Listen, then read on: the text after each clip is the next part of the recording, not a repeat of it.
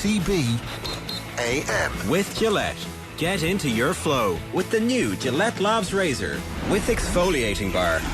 It's 7:30. You're welcome along to OTB AM. It's Eoin and Johnny with you right the way through until 10 o'clock this morning. There is Champions League to talk about. We're going to have Graham Hunter with us to chat about that. There is hurling to talk about. We're going to have Tommy Walsh with us to go through that. There is also a Katie Taylor bout to preview. Brian Campbell is stateside and is going to help us preview that. And there is Gaelic football to chat about and some big news from the football pod coming your way. So Tommy Rooney, the leader of the football pod gang, will be with us to look at that. If you want to get in touch with us, you can tweet us at Off The Ball, or you can comment on the YouTube stream if that's where you're getting us. Johnny Ward, a very good morning to you. Morning, all. What did you make of that game last night? Is this thing dead? Yeah, it was probably dead at 0-0 in some respects. I think, you know, if you look at the did the Villarreal have a shot on target? It was so no. Did one shot on target, which I think is the joint lowest since statistics began for Champions League semi-finals. Yeah, and you know, you have to have some sympathy for them when they did have possession, which was very, very rare. But even at 0-0, when they had possession, you felt for their players because they were just swamped straight away. They had no time in the ball. Tried to create kind of half chances around the box. Liverpool's application and their work rate and their just continuity of attacks and eventually wearing them down. It was very impressive. And you know, even at 0-0, you're thinking Villarreal come out in the second leg. If they play at all, Liverpool are just going to punish them here. There was a massive gulf. I don't watch Spanish football that much, but Liverpool were so far superior to them. It's just the other semi-final now that's in the melting pot. That's what's interesting, because I think Liverpool will beat Real. I think they're a fair bit better than Real.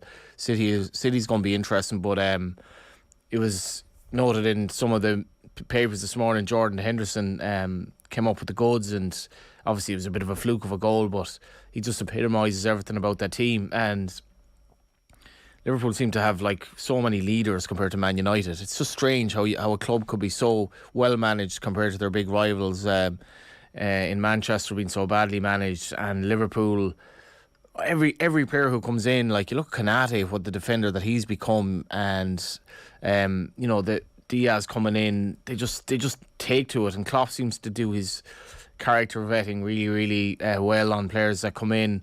And even Salah is probably not in the form maybe that he was in earlier in the season, but he doesn't need to be and set up Mane for that. Like that chance at the start was very similar to De Bruyne's opening goal, which almost seems like a long time ago now, that it was such a good game. That beautiful left-footed in-swinging cross for Mane.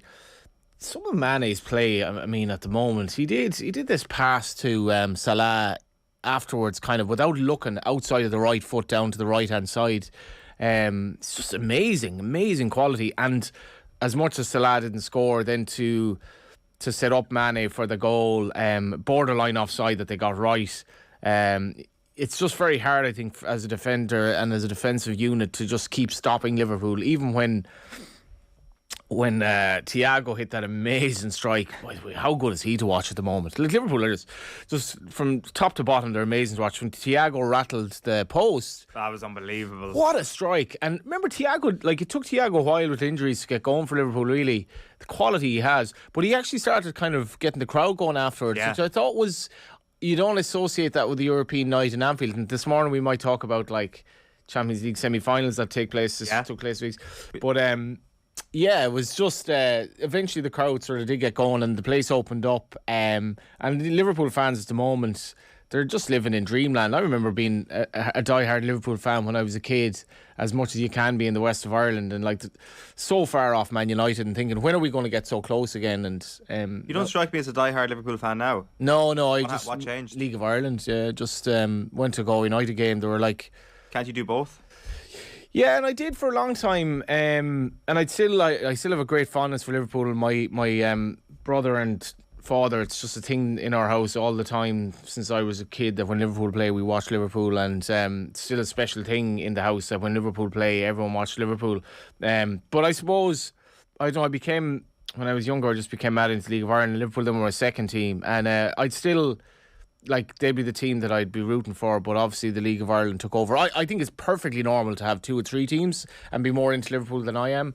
But the League of Ireland, it was just strange. I went to like the League of Ireland first division game, 300 people at it on a horrible night, bad conditions, bad football, and fell in love with it for some reason. Yeah. Don't know why. Probably because of you were one of you were a higher percentage of the capacity than you would have been, let's say, a Liverpool game at home watching on television. Yeah.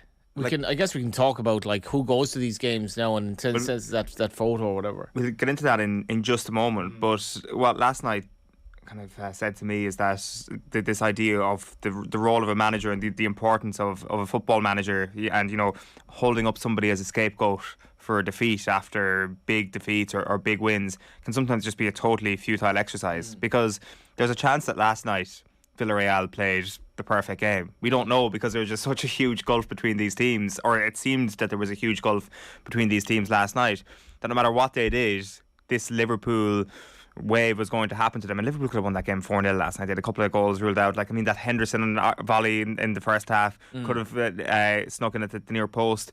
By and large, I mean, like, I think you can look at what Villarreal did and said, could this team have set up any better? Could they have maybe they could have got more than a single shot off. But I think there's every opportunity to say that they played close to their limits last night. And it's like, do you then look at the managerial setup there? Do you look at the coaching setup and use that by extension to look at other clubs when they have a defeat and say that's the manager's fault? They couldn't have done any better, or they could have done a lot better there with a better setup to try and maximise their potential. And I think they're probably just, the last time was just an example that sometimes that is just a completely futile point. The idea of blaming things on a manager, or can they be getting more out of the resources that they have? Well, that brings Ken Early's article on Monday to mind about the way Lampard set up in the Derby game, which I didn't really agree with, because like Everton, as much as they rode their luck, could have gotten a result and probably should have had a penalty, and they're vastly inferior to Liverpool. But Villarreal were even more inferior really last night. They literally had, you could tell in possession they had next to nothing to offer. Like, so it wasn't it was 0-0 at half time, and you have to say Liverpool should have been ahead in the first half, but they didn't have that many chances in terms of a dominant team. And the longer it would have gone on in the second half, Villarreal, I think they take a 1-0 defeat happily. And the second goal is kind of fine margins, but I mean, they were so inferior. I mean, I can't see how they would have set up and done much different. And Ken Early's article was suggesting that Lampard's take on the game is, if not obsolete, rather anachronistic. It's like we dig in and we kind of, like, they had hardly any possession. It was like, let's scrap for something here.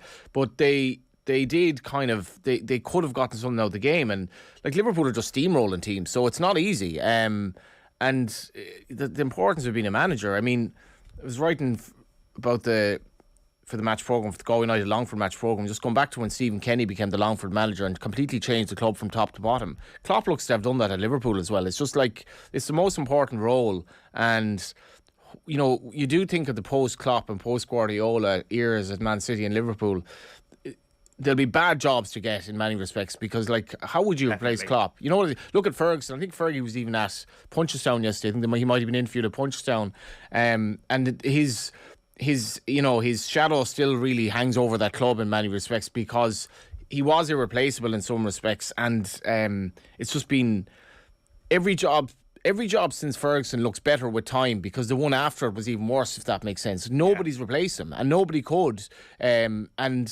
Who will replace Klopp? Because it'll be impossible. It'll be impossible what he's done to that club. It'll be, I would say, more obvious at Liverpool than it will be at Manchester City, for very obvious reasons, the absence of Jurgen Klopp. And that's not to say that he is a better manager than Pep Guardiola or anything like that. It's just because the club is set up in such a way that Manchester City are going to be sustainable, and their success is going to be sustainable for a long time, unless, of course, their overlords decide that they're not interested in running a football club anymore. So I think you're right. That'll be very interesting to see what happens. But then you look at, say, some of the backroom decisions that they've made, or maybe the upstairs decisions that they've made in terms of recruitment, in terms of scouting. They seem to have got them all bang on. So can they make a good replacement for one of their all-time great managers? You'd probably have to back them that they could pull it off. But there's obviously the chance that you're gonna come off to you're gonna have a little bit of a tail off once Klopp does leave, which is only natural. Loads of reaction from Liverpool fans this morning. Good morning, boys. This is Paul McGee. The quad is in sight if they win the lot. Best Liverpool team ever.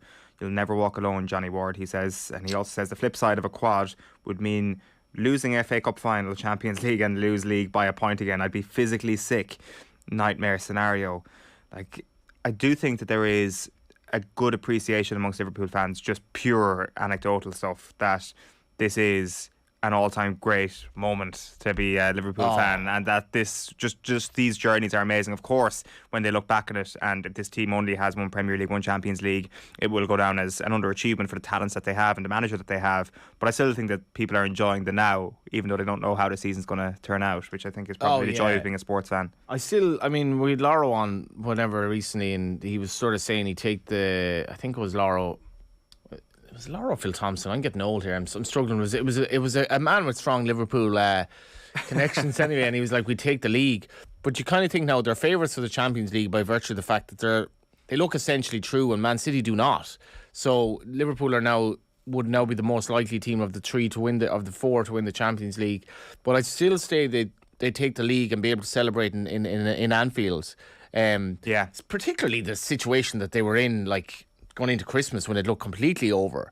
I think, regardless of what Liverpool do, this has to go down as one of their greatest seasons ever. Even if they don't win anything else, what they've done to this point, to fight the wars in all those fronts, to play the standard of football. Like, Liverpool never draw 0-0. Like, it just doesn't happen anymore. There's just so much going on in all their games. The quality of their attack and play, how enjoyable they are. Ultimately, how humble they seem to be as well as a team. Like, they're a team of millionaires, but they seem to have humility epitomised by Jordan Henderson and Klopp as well. And they seem to just seem to be kind of a good squad of players. And you'd have to think they will win one other trophy now. Speaking to Phil Egan, we'll be talking football tomorrow with David Connolly. And is this the weekend for Liverpool where it decides whether, because they still have Spurs at home, I think, but is this the weekend where Newcastle and Leeds come into the equation in terms of the title race? Ooh, yeah. Newcastle's definitely a tougher fixture, but Manchester City have a tougher game next week to prepare for. The last 0-0 game that Liverpool were involved in, they ended up winning, of course, which is the Carabao Cup final this season. So, before that, I don't know when was the last scoreless draw. Just on Kelleher as well. Sorry, I got slagged for not mentioning Bazunu yesterday, but Kelleher, there's a lot of scrutiny as to whether he should be at a different club or he should be playing more. Must be fairly cool to be part of that Liverpool setup. Like, he's a goalkeeper, so he could be playing for years. And I can completely see why he wants to be, albeit a bit part, why he wants to be part of that Liverpool squad, working with Alisson, working with those players day in, day out. Like, it's not the worst. Like, in terms of we're journalists kind of struggling to make it in a tough game. Kelleher turns up for training at Anfield. What's that? Never made it. Never will either. Yeah. Well, it's me anyway. But Kelleher turns up at Anfield. He's like, that's my daily work is I go to work with Alisson and Liverpool and Jurgen Klopp. So maybe I'm not playing every weekend, but it's not the worst life to have. The argument was that maybe that education has been concluded at this point, that he's done a couple of seasons. It's like the lad in college in Galway for like 12 years, just like, I just can't leave Galway. It's like, I'm still learning about life. I just love Carr Village too much.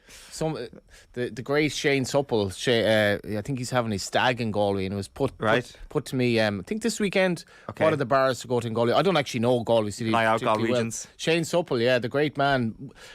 Tragically, not tragically, but in sporting tragedy, like, retired very, very early. Brilliant goalkeeper.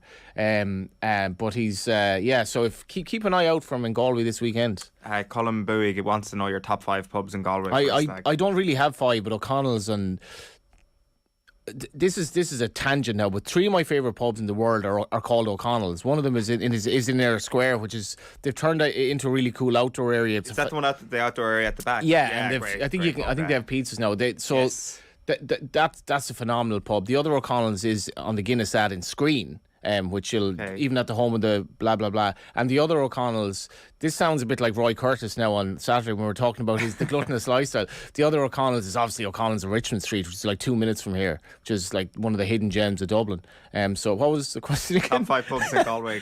I don't actually know Galway that well. I don't know. I've never lived in Galway City, which is probably good for Galway City and good for me. But it's one place I'd love to have a stint in. Wow, that was a good piece. Your top 5 pubs in Galway. I don't know. I honestly don't. I don't know Galway that well because I never lived there. But what a city! Like, but certainly pull off the knowledgeable Galway man trope quite well. What are your top 5 in Galway? Well, I wouldn't know the name of. You'd know Dingle quite well. Last time we had a pint was in Dingle, I think. That's true, yeah. Other voices. Yeah, need to sort the bartender out for that one, actually. He wouldn't take money on tonight. All these years later. Asniers 32 says Fergie chose his successor knowing that Moyes wouldn't be up to the job securing his legacy. That is certainly the sceptical view of it. And he also says horrid feelings, City will do the double. I already read that. No, I didn't. He just has the same feeling that City will do the double and Chelsea will win the FA Cup. The League Cup will be a poor return for what Liverpool have done this season. So it would be. There is, I think, a constant churn of maybe just a little bit of paranoia about Liverpool, not based on their performances, but based on the fact that they're up against good opposition. The Champions League final, though, presuming if it is the two of them, which it likely will be, albeit not certainly, like you really do think Liverpool have a great chance here. Like they just do not lose games at the moment, and you almost think it's almost 50-50 if they get to it in a one-off. And I think the FA Cup matchup between them, granted Ederson's not playing and Manchester City aren't playing their full strength team on that day, I'm not sure that has to count for maybe 1 or 2%, and that could be a little bit important in the Champions League final. The fact that they just beat them in a knockout game. Just want to get to another storyline from Tuesday night, which we actually didn't get to yesterday because it only emerged in social media maybe after the show yesterday. It was a reaction to Benzema's goal. This is something that really annoyed you, Johnny, I think. It was, well, in fairness, I mean, of course the irony of this is we're looking at a photograph of it. Do we have the photograph? I presume we do. Maybe we don't. It's a photograph of Benzema celebrating his goal, and what appears to be like almost a quarter of the Manchester City fans recording it on their phone. Yeah. I'm like, what? Like, it's a Champions League semi-final. It's not like you're 6-0 up here and you can kind of take out the phone.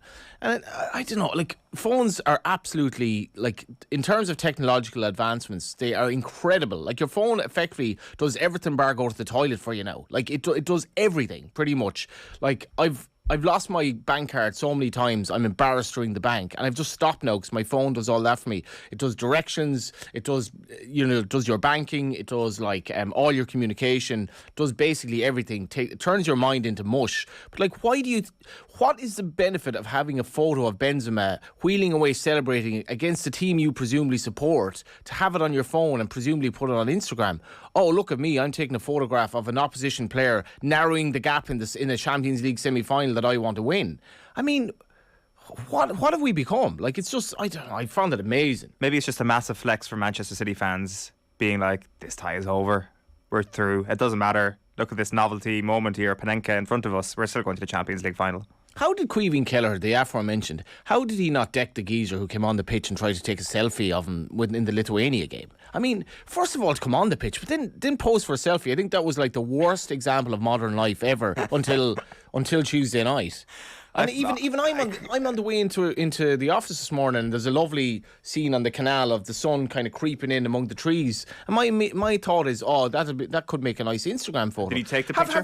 I did. I didn't put it on Instagram because like you're being an idiot. Complete waste of time then. Yeah, I mean, it never even happened. It didn't. The sun didn't even shine because I didn't put it on Instagram. Do you know what I mean? Though it's like even at the gig the other night, we're like, wouldn't it be great to take a photo and put it on Instagram that I'm at a gig on a Tuesday night? Like, no, just enjoy the gig. But I did, and I put it on Instagram. It was a good photo as well. Gig photos are not easy to take. No, and I was right at the back. So like, there was a suggestion that phones should be banned from gigs, which I wouldn't necessarily disagree with. But I was right at the back, and I was trying to be surreptitious in terms of the actual performers who've been on the go for 30 years and probably don't like Man City fans with their phones out or people with phones out at gigs. I was trying to do it on the QT so that I wasn't just another person with his camera out. Yeah. Do you get what I'm saying? Or 100%. I actually woke up from a nap yesterday thinking I want to get a block you. I deleted Twitter, Instagram, TikTok off my phone yesterday. I do this every so often. I don't delete my account. I just delete it off my phone so that way it's not in my pocket. Yeah. I have to go and get my laptop to actually go onto it. This is so boring.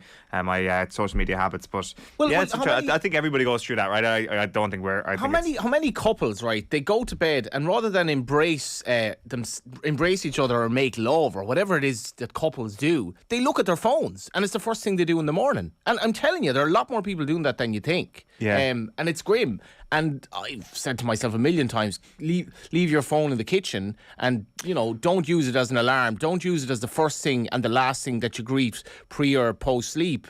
And I still can't do that, really. Yeah. And your screen time, how alarming would that be if you look up your screen time every day? I don't do it because I don't want to be depressed about my life. Yeah, 100%. Yeah. I could probably live without the phone if it wasn't for maps, as you say, WhatsApp. And social media I could leave off the phone, but I can't go. It's become too, as you say, it's become too functional, not just social media wise. You'd be a total pariah. I think Eamon Dunphy doesn't have a mobile phone. And he's probably just saying, "Yeah, I'm not.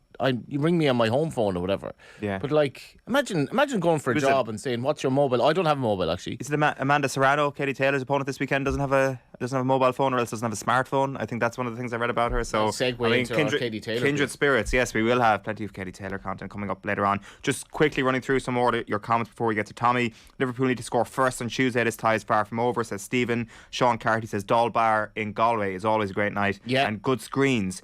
Aina Carroll says Taft's, O'Connell's, Tig Coley, Tig Nocton and the Crane. Easy. And Brendan Tourish says top 5 bars in Galway: Tig Coley, Crane Bar, Tig Nocton's, Taft's and O'Connor's. A bit of a common thread there coming through from the people who actually know what they're talking about when it comes to Galway. You're with us here on OTB AM at 7:51. OTB AM brought to you live each morning by Gillette Labs for an effortless finish to your day. Let's tell you what's coming up over the next couple of hours here on the show. Tommy Rooney on standby. Big news coming your way, you don't want to miss this. Graham Hunter at 8:10, Tommy Walsh at 8:30, and the sports page is coming your way at 9:20. A news update with Cathal Mullaney at 9:10, and that preview piece, plenty of Katie Taylor between 9 and 10 for you. 9:10, Brian Campbell will be giving us the view stateside, and then Eric Donovan will be breaking down the fight and what Katie Taylor needs to do to upset the odds. Let's not forget, she is the outsider according to a lot of bookmakers going into this fight on Saturday night against Amanda Serrano. But right now it is time to welcome Tommy Rooney to the show. Tommy, how are you getting on? Good morning, Eoin. Good morning, Johnny. Morning, how are you Tommy. doing?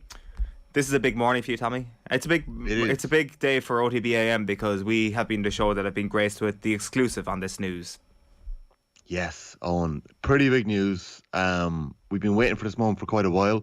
I'm delighted to announce that the football pod is going on the road this summer. We're going to be hitting up a couple of venues.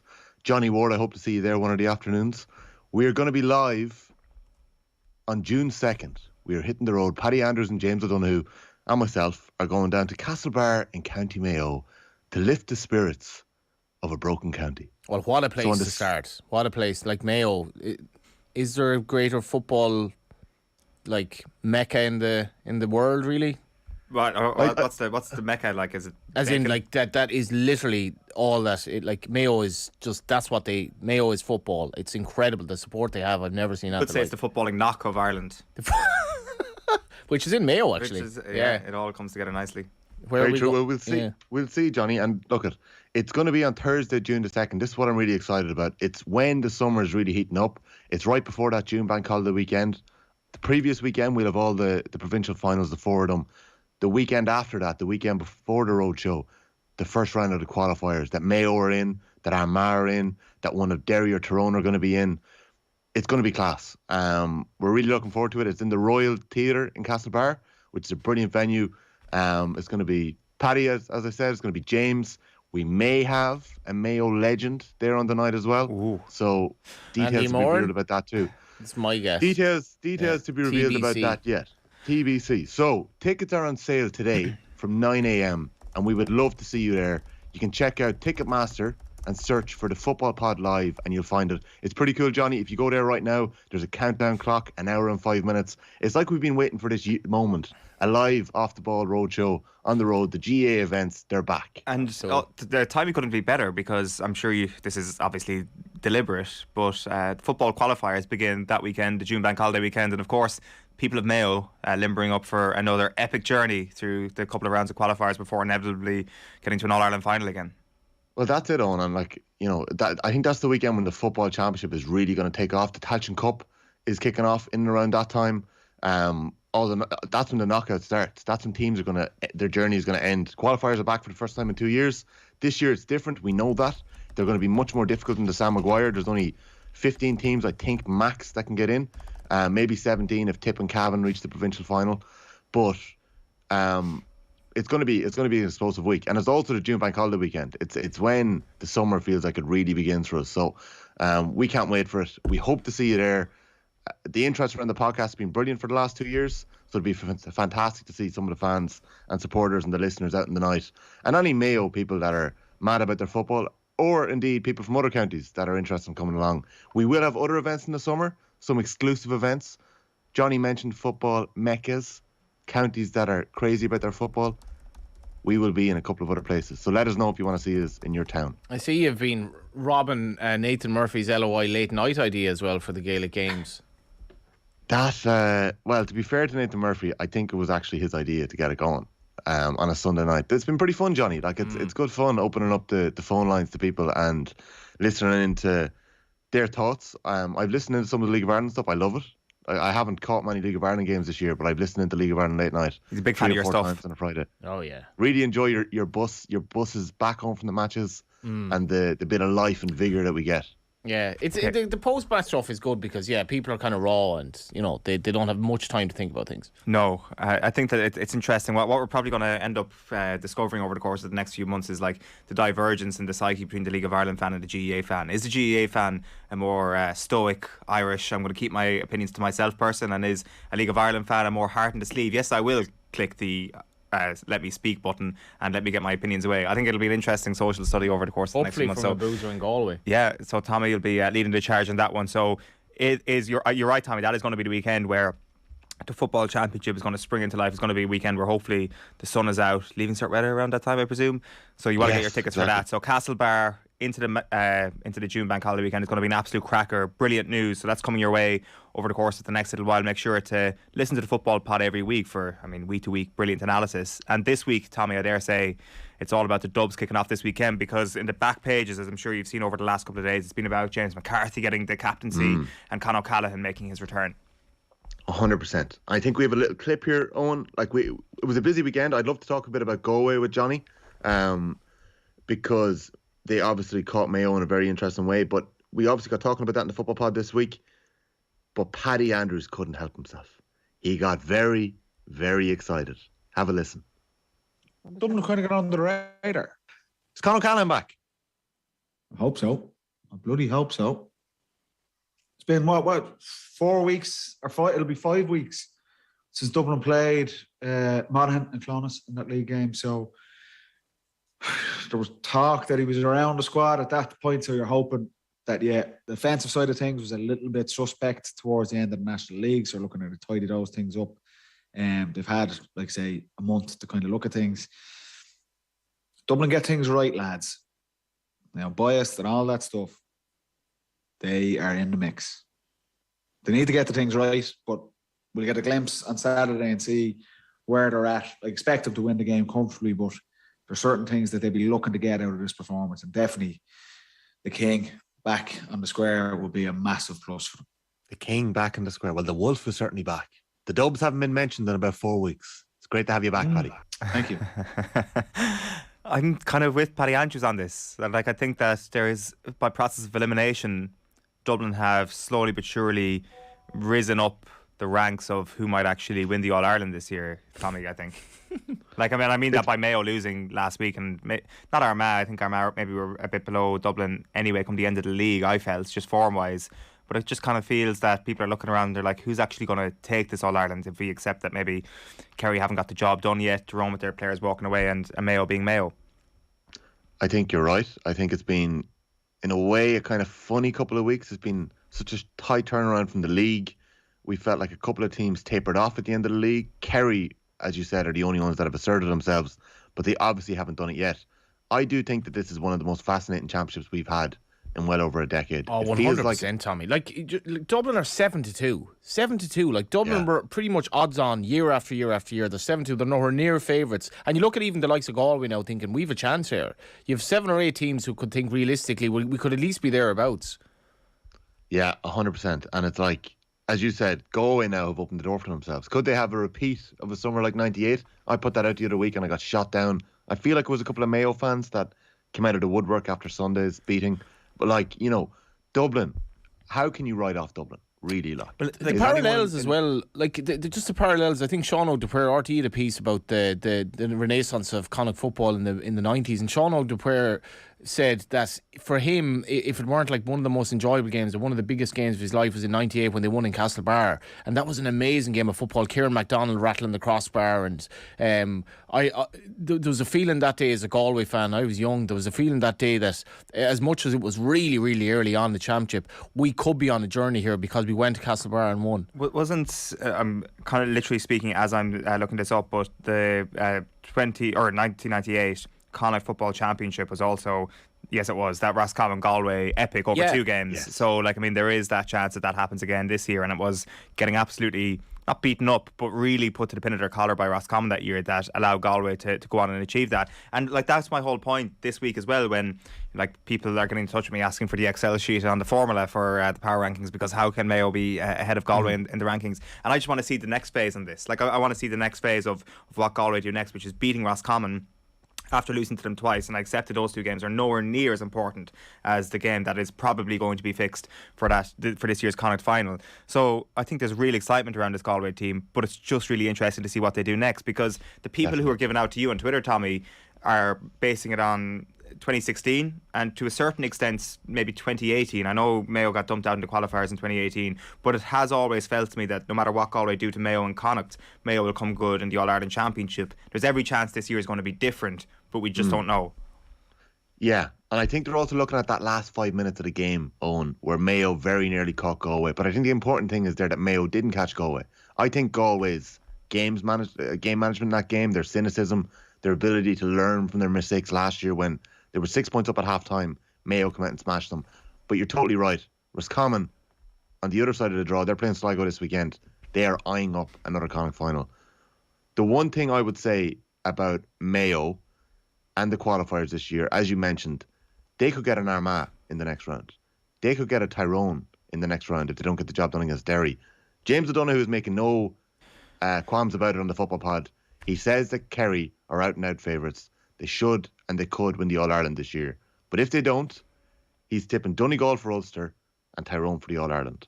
And I found that very interesting. Right. That's interesting. James O'Donoghue has been accused by his co-host of being anti-Tyrone and his bias. He's obviously changed a little bit. Like I'm interested in that as well, because I feel that the Tyrone departures have yet to catch up with them on the scoreboard and in terms of results. And maybe that will happen eventually, but it's not like they're going to go through a series of games where they have to play back to back to back.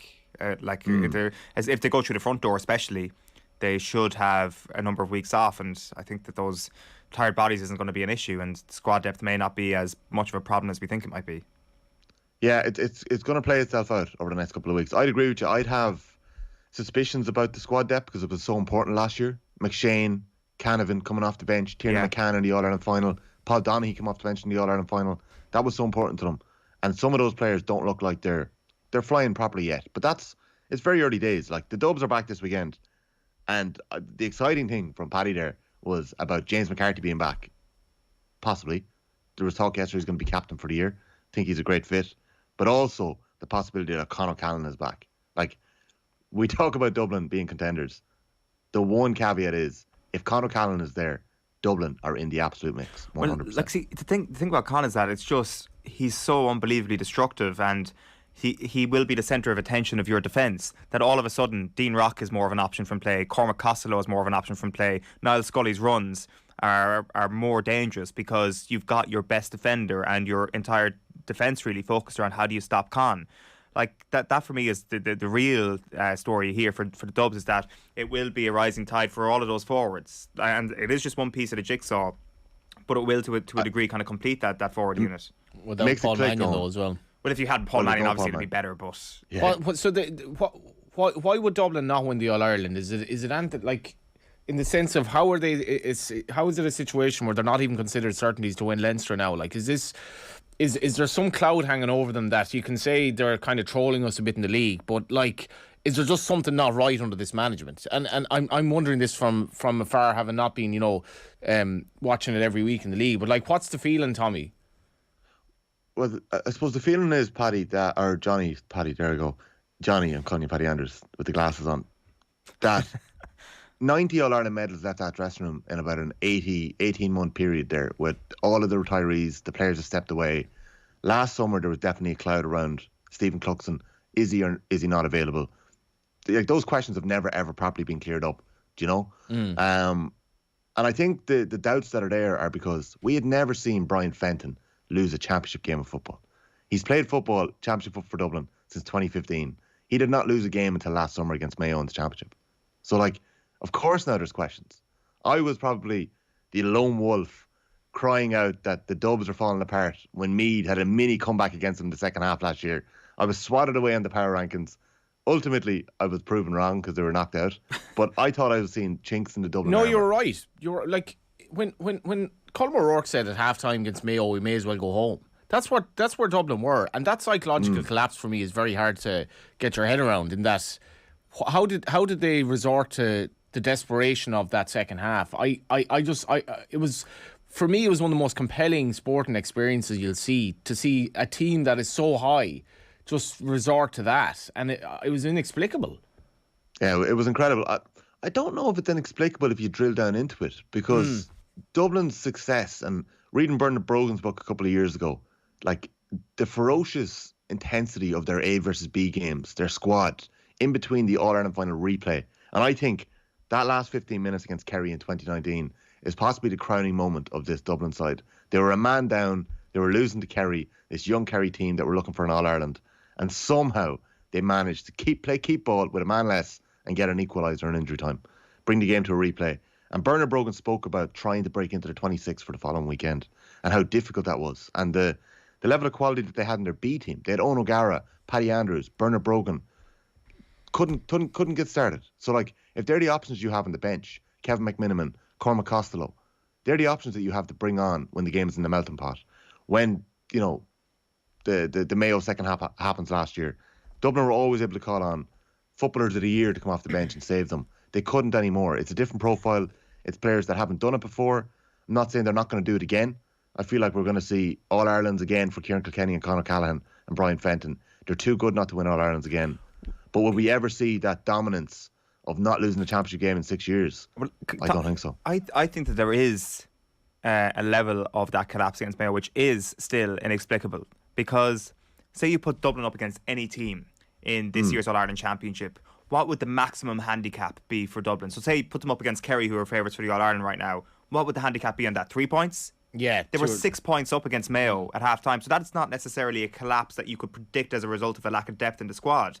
A 6-point collapse, given the position they were in, is still inexplicable in my view, and Colm O'Rourke just happened to be on national TV, so he's the man who saying what everyone else thought. Exactly. Yeah. He doesn't look everybody looked foolish after that, and I think that there is still a bit more to be found out there, and I think that this season will tell us a lot. I actually think, Tommy, this weekend will tell us something. It's far from going to tell us the whole picture, but I still think this weekend, when they have to play a team that they're expected to beat handsomely, will they be back to like that 2017-2018 level of ruthlessness? Don't see it. Yeah. Don't see it. It's on TV. Yeah. The handicap coming is in on a 13. high as well, kind 13, of. right.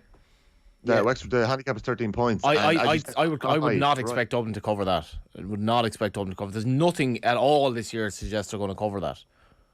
I'd There's been agree a few with you, moments Johnny. at the end of the, like, obviously Wexford were good last week, but you're still talking about a Division 1 team versus a Division 4 team, and a team that did manage to survive at the end of Division 1 managed to, like, say, look at the first half against Tyrone maybe as a thing you could look at from the league this year as something that could say that they could rack up a big score. By and large, maybe not, but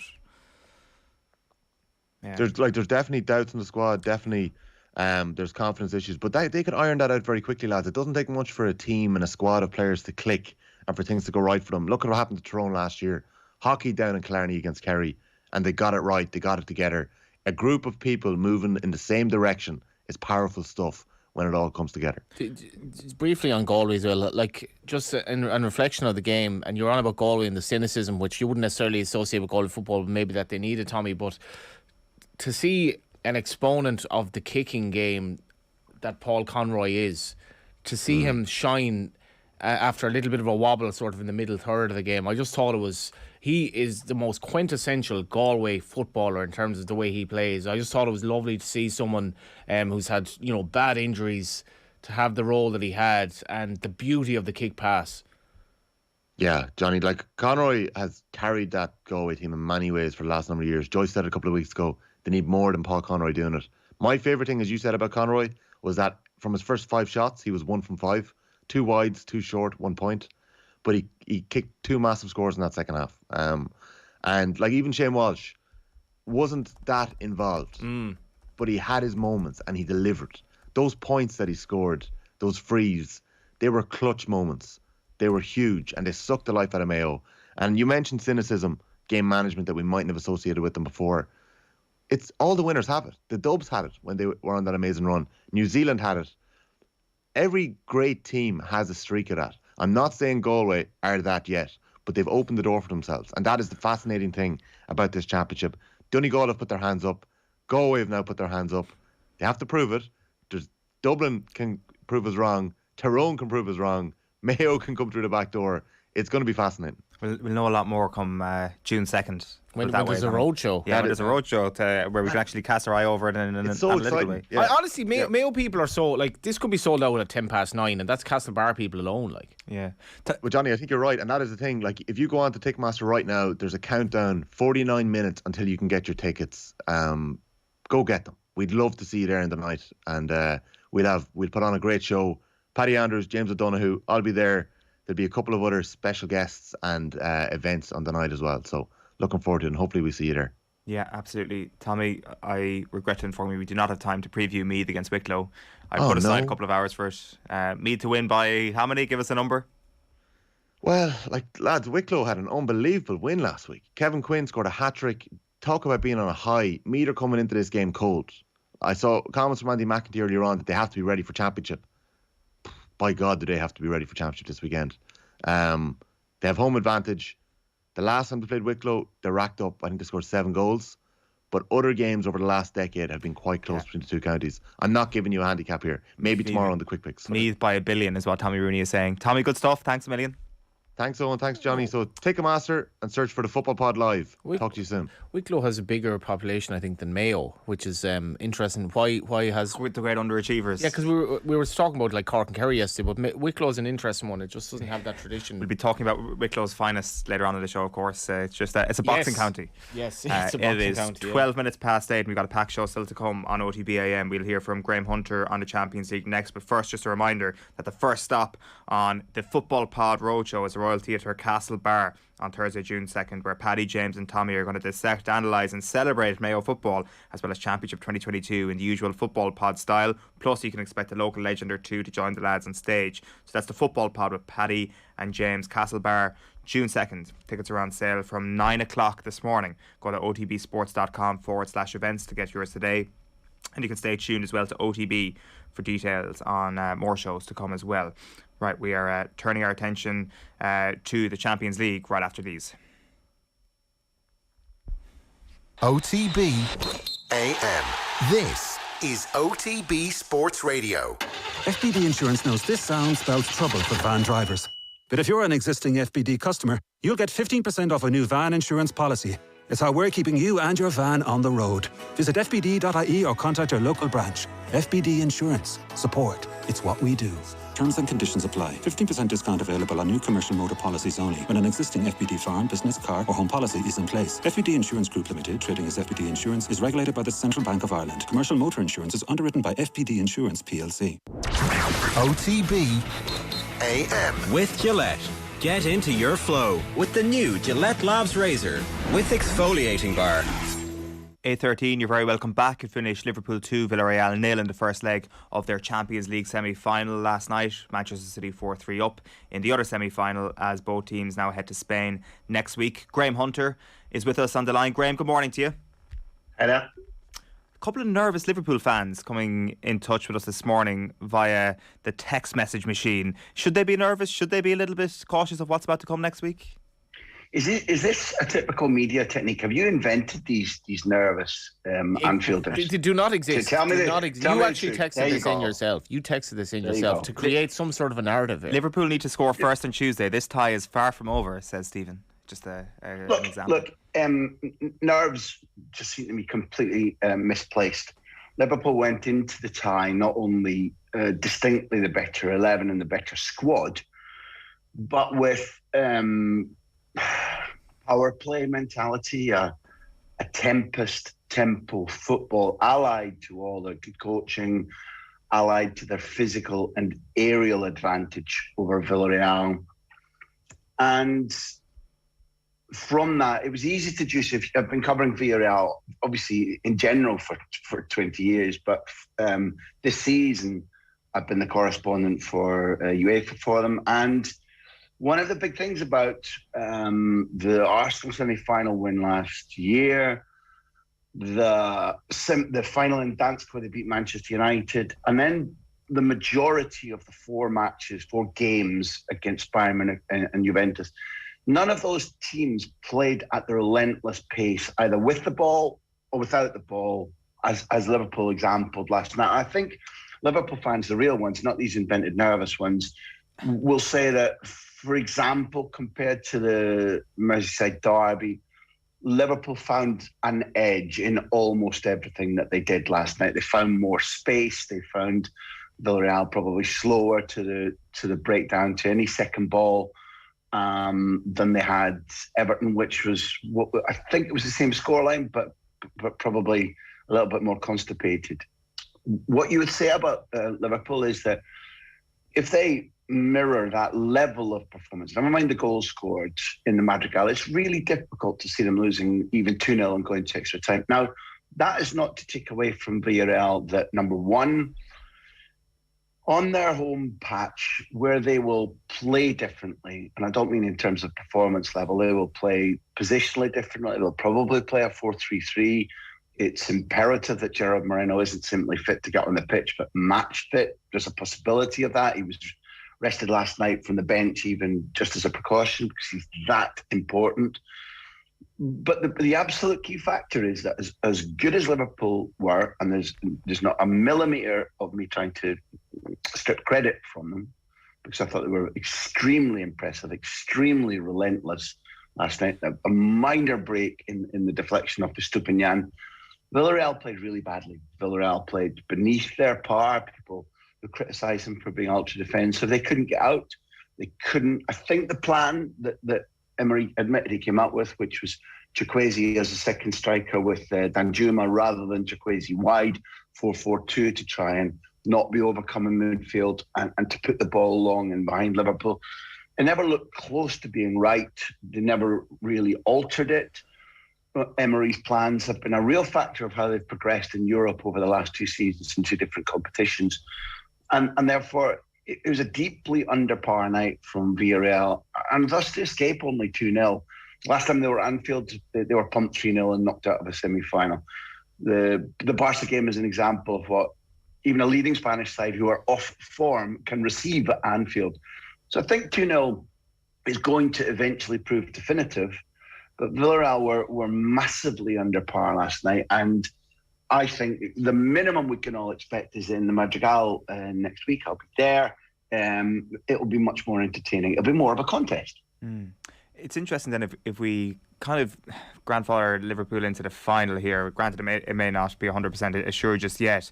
We were having a bit of a debate yesterday about, you know, the certainty that Manchester City are definitely the team that Liverpool don't want to get in the final. Well, what's your take on that? Of course, Manchester City are a better squad than Real Madrid and probably a better team. But is there something a little bit about the pure stubbornness of Ancelotti and his players to just not go away, to just completely exist in a game, even if it looks like they're second best, that could cause Liverpool potentially more problems in a Champions League final? I think, you're asking me to project into both the kind of personality of Klopp and his players and the football analytics side, which is just a big jump from here in Barcelona in my kitchen. But to be honest with you, one thing I've learned in my visits to the training ground there, to the various interviews I've done one-on-one with Liverpool players and staff, which is both Klopp and Pep Lijnders, is that for them it's about winning, pretty remorselessly, pretty ruthlessly. In my opinion, it's quite clear, without denigrating Real Madrid, the side that Liverpool would most enjoy facing and would have a higher likelihood of beating is Real Madrid rather than City. It's been clear over several battles now that City have some of the kryptonite Liverpool don't like. They never lie down. And the degree to which analytically they know each other intimately says that if Liverpool play in a putative final, which is the hypothesis you've thrown up against Real Madrid, they've got one thing which in sports psychology terms is good. This is a revenge factor. And again, having interviewed both Trent Alexander and Andy Robertson on this subject of the Real Madrid game, revenge would be a very, very high extra motivation if in your hypothetical final in Paris between Real Madrid and Liverpool. Revenge for Kiev is what I'm talking about. Beyond that, we are in a phase, you both know it, in La Liga, whereby as high quality technically, as high quality tactically as it is, and beautifully still entertaining for my taste, there is a difference between a really elite English side on top Premier League side on superpower form and the best in La Liga in terms of just power play, tempest play. Now, not English sides can't always manage that against Real Madrid. The first leg against Chelsea was small proof of that. The gap's narrowed over the last year, whereas Atleti and Real Madrid last year were very pale opponents for Chelsea, for example. The gap's changed a little bit. Madrid are much closer. But I think that Liverpool would be absolutely clear that in a final against Real Madrid, they'd be much freer to play just exactly with no nuances, no extra details, exactly to the template of how they like to play best at really high speed with and without the ball. And they would feel that they could probably put Real Madrid to the sword. And with Real Madrid this season in the Champions League, it's all been about their opponents finishing. So in Paris, had they lost 3 or 4-0, really, genuinely, nobody could have complained. Had they been 3-0 down before Real Madrid scored at home to Paris Saint-Germain, particularly Mbappe chances, nobody could have complained. By the time that Mendy makes a mistake for Chelsea at 2-1, I think it is, Chelsea are on the rise again. Real Madrid are conceding chances. Courtois is keeping them in it. Ultimately, 3-1 is really beautiful. In the Bernabeu, Chelsea could have been 5 or 6-0 up by the time Rodrigo scores. And I don't need to explain to either of you or Emery who watched the game where Pep's City looked like 5-1 winners and came out 4-3. That pattern can't continue. The history of sport, not just football, tells us that it's really interesting to write about rope-a-dope, fight-back stories, the remontada. But if you keep doing that fortnight in, fortnight out, eventually the knockout blow comes. So if Real Madrid perform as they did away to City at home, then I think they're going out. Have they got the capacity to beat City and go through? Without question, they definitely do. But I think it needs an absolute sea change in their idea of how to press, how to defend, and how to cope with City's movement, which was Real Madrid's undoing on Tuesday night. Liverpool fans should be desperate that Real win this game because they're miles better than Real compared to, like, Liverpool will be slight outsiders against Man City. I can't for the life of me see how Liverpool, the way they've been, Liverpool are an absolute winning machine and they will face better teams than Real Madrid and win. I couldn't see them. Yeah, but let's be finished now.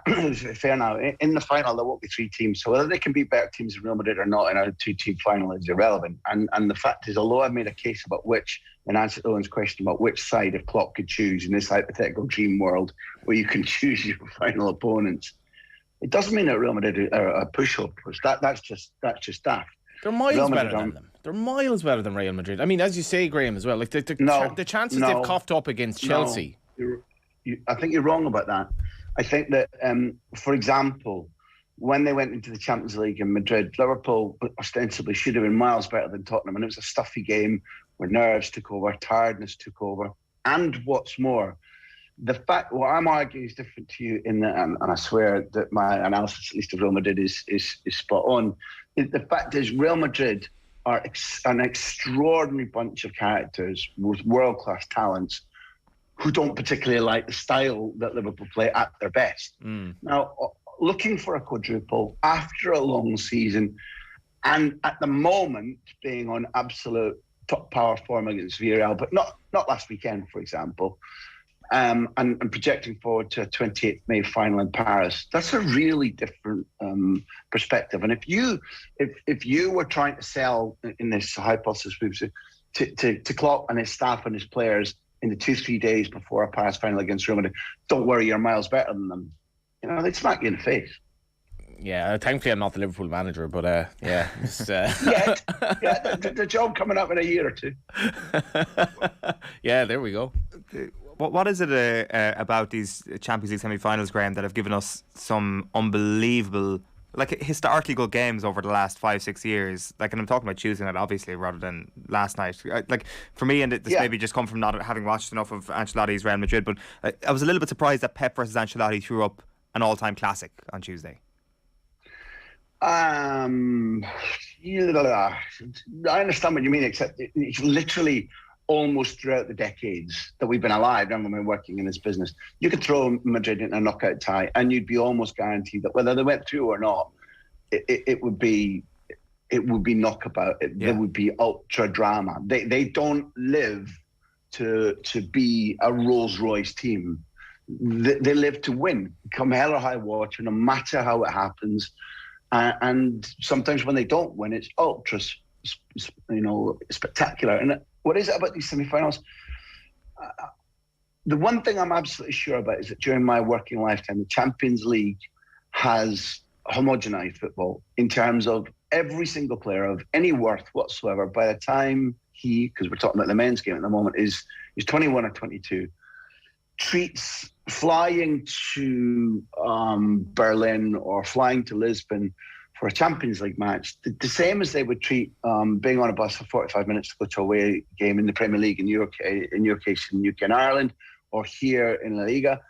Travel's the same, food's the same. You're shepherded around by ultra clever people from your club who cosset you. The pitch qualities are all the same. Everything is filmed. The referee qualities in the Champions League, the disparity between one and the other and his interpretation, or a good night and a bad night, is much smaller than you might find in a domestic league. It's as easy now in the Champions League in terms of everything apart from how good your opponent is to play the same away as you play at home. And that's been inculcated into coaches and physical preparators and players now since the early 90s. And as such, what happens is we get the complete reverse of what the European Cup was before. And for my money, it's a terrible idea to get rid of away goals. We haven't seen the damage yet. Some might say Atleti at City, some might say Villarreal last night, but I promise you it wasn't their tactic to play like that. I think the away goals rule is a terrible idea to get rid of it. But over the Champions League years, what we've seen is a re-education of everybody's mind in football that you play away to win. And that gives you your 4-3s and your 3-0, 4-0s. It's just, for my money, despite all the hullabaloo about Super Leagues and about Seferin talking about completely rejigging the way that the semi-finals and final are played, where they're played, what timescale. For my money, the Champions League, including the World Cup, has been the greatest football competition ever invented. So why are they talking about getting rid of the two-legged semi-finals? Well, because the villagers have got pitchforks and torches and they're storming the Baron's castle, I think. UEFA are obviously, they don't feel threatened. They do feel aware that the Super League caught them completely by surprise. I promise you that. They were caught completely by surprise. And that has given them time to go back and lick their wounds and think, well, what do we do in order to, if I use the phrase buy off, it sounds a little pejorative, but in order to give the leading clubs, who are the participants, so they're, what's the modern term, lads? Are they stakeholders? Should we fly out the flagpole and say, oh yeah, that kind of shit? The bottom line is that they're looking to rejig because they've been forced to. In my opinion, it's unnecessary. Minor modifications in a tournament, trying with the Champions Path to make sure that clubs of quality from leagues with lower coefficients get a shot at group football. Because in group football with 6 matches, if you're good enough, you should go through. Yes, I'd like to see representation from smaller countries with lower budgets in their clubs and lower coefficients. That's an amendment that the Champions League could be making. The idea about making, which has been pushed at the moment, a sort of final 4, semi-finals played on one day rather than 2 legs, played in a host city with it. It's nicking from North America. There's the long and short. It is happening because big clubs are saying we want more control, we want more money, we want less jeopardy. And the way that UEFA think they can respond is via a rejig, which was already in their minds for the, I think, 24-25 season. Now this idea, they clearly are throwing up to see what the public, see what the media, see what the industry will say about it. This Final Four in one city and no semi-finals home and away as we know it. For my taste, it's unnecessary change. Just 5 years hence, when we're talking 6 years hence, when we're talking about, we may all be totally in love with it. It may feel like, a basketball final or an NFL final. I don't know, but it's change that we don't need. Yeah, I'd agree with that. Graham Hunter, great stuff. Thanks a million. See you guys. Cheers. Graham Hunter there on the line from Spain. This is just a bad idea, right? For me, the semi-finals have been, and the quarterfinals to a lesser extent, it's just been the best part of the club football calendar over the last few years. It's a complete misnomer as well, because it's not a Champions League when you've teams who finish fourth and teams who finish third. I mean, and I nobody'd probably agree with me with the way it is now, but in the old days where the European Cup and champions played against each other, there was a beautiful kind of tradition to that, and the winners played the winners of different countries, and the winner from Ireland might end up drawing Liverpool back in the day, and now it's obviously it's bloated, and as Graham says, the Super League compel them to look at where they're going. But if you had just champions only, then you wouldn't have one of Manchester City or Liverpool wouldn't be in the semi-finals of. They shouldn't be in it because that's not a Champions League. Champions League is the champions. You're not champion of anything by finishing fourth. I know, but it used to be called the European Cup. Yeah, but it's not. It shouldn't be called a Champions League, for example. But if we had a better second-tier competition than the Europa League or whatever, that'd be fine. But anyway, that's not going to change. So that's by the by. But footballers already have far too many games, and I don't think the powers that be give a crap about that. I don't think they give a damn about the challenges that footballers have in terms of keeping up their fitness, keeping up their form and all that. I don't think they care about that. But why would you tinker with it, as they say, to the extent of these host cities nonsense and all that? I despair, and maybe we don't care about people going to games anymore. We want people watching on TV and streaming and so on, and more money. But I don't know. I mean, in fairness, the two-legged semi-finals are great entertainment. We were chatting earlier on, if you're just joining us, about Johnny Ward's hatred for social media. He just wants to get rid of Instagram, wants to get rid of Twitter. Hates people hates people out with their phones, put their phones out at matches. Luke Keeney has been in touch to say, Johnny's some man to talk about taking photos on Instagram, posting about €5 tomatoes in Harold's Cross. It's $5.25 actually. Yeah. Oh no, I'm a complete and utter hypocrite on this. I'm a complete and utter hypocrite on everything. I was even off Instagram and went back on it, and I'm just as much of a dose as I was beforehand. But phones completely take over your life. If you've in any way an addictive personality, which I do, your phones will take over your life. But I don't. The one way I'm not hypocritical, and I hope you're the same if you're a beloved Kerry plane, I do not take my phone out to take photos of the opposition player celebrating a goal against me, and I never will. No, I'm too bitter to. Shoot me if I do. I'm just too bitter to do that. Maybe they're just more mature people than we are, and they're like, we can appreciate the opponents, whereas maybe we're too tribal. Yeah, well, we're tribal, but we also want to watch the game, and and it's a massive challenge as well for people watching. The average fella or girl who watches a sporting event at home now probably spends possibly 10% of the 90 minutes on his or her phone. Yeah. That's not good. I mean, that's just, and it's totally addictive. Yeah, no, it is. We all do it. €5 tomatoes, $5.25 tomatoes is a disgrace though. So you were right to. It was one of those situations where there's your pride because you don't really take much notice of the per kilogram price that's written down on. So you're like, the tomatoes are weighed and then it's like $5.25, and I was like, I can't not pay for this now, can I? Because I'm purportedly middle class, so I'm going to say, that's fine, while saying to myself, I'm never going here again. Purportedly middle class Johnny Ward. It's got a ring to it. Up next we have Tommy Welsh on this weekend. Purportedly middle class Tommy. Absolutely. Yeah. Well, we'll get a second that. But first, Jerry Thornley joined Joe on last night's Wednesday Night Rugby to debate whether Irish fans are too parochial, and this is how they got on in that debate. That parochial point's a very interesting one. I think that extends to rugby generally amongst the majority of quote-unquote rugby viewers. So, for instance, like a Champions League evening, if PSG are playing Real Madrid, everybody in this country is sitting down to watch it. Yep. Whereas I think those same viewers in rugby who will be very inclined to watch Leinster against Leicester in the quarter-final or Munster against Toulouse, I'd say the vast majority of them will just check the Racing Sale result on Sunday evening as opposed to sit down and watch it. There is that parochial aspect to the majority, I think, of rugby watchers. And I'd say even more so in the new expanded URC than even in the Heineken Champions Cup. I would say there would be quite an interest in Racing, particularly with Michael Prender's being there, and certainly in the past when Simon Zebo was there. And, you know, I would say the other thing... That's a very parochial reason. Yeah, exactly. But I do think because, you know, the Irish provinces have come across Racing quite a bit over the years as well, whereas we haven't come across the South African franchise nearly as much. And let's be honest, the Pro 12 / Pro 14 had become a little bit boring in the sense that it wasn't the most exciting tournament in the world.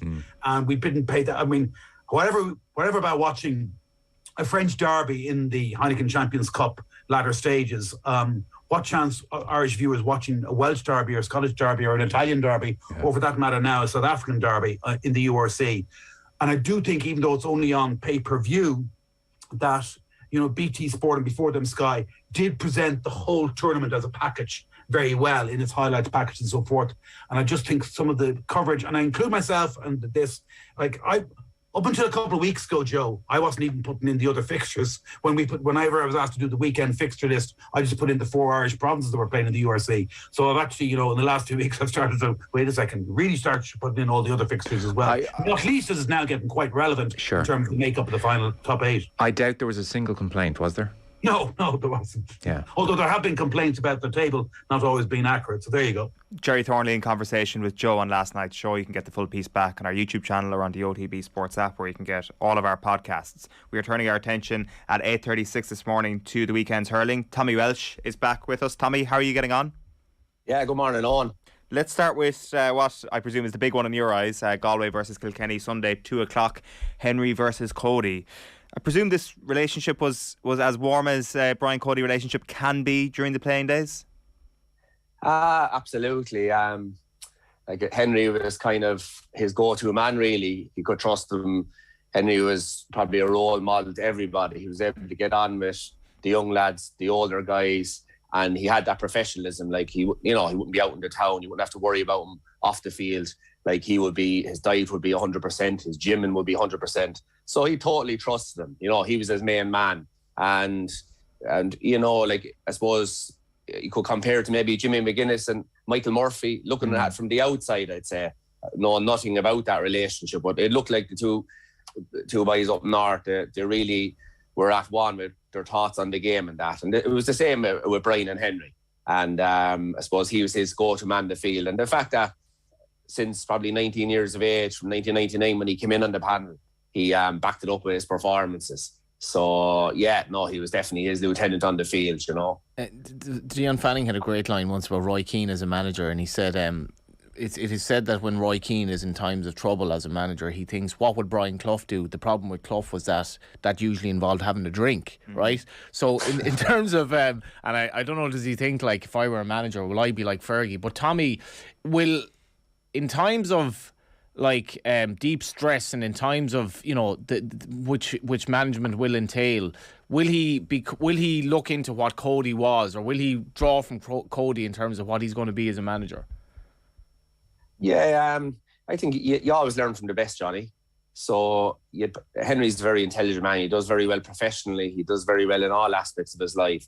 So he will take parts of, I'd say, Brian Cody that he can bring with his personality, because you have to stamp your own personality on it.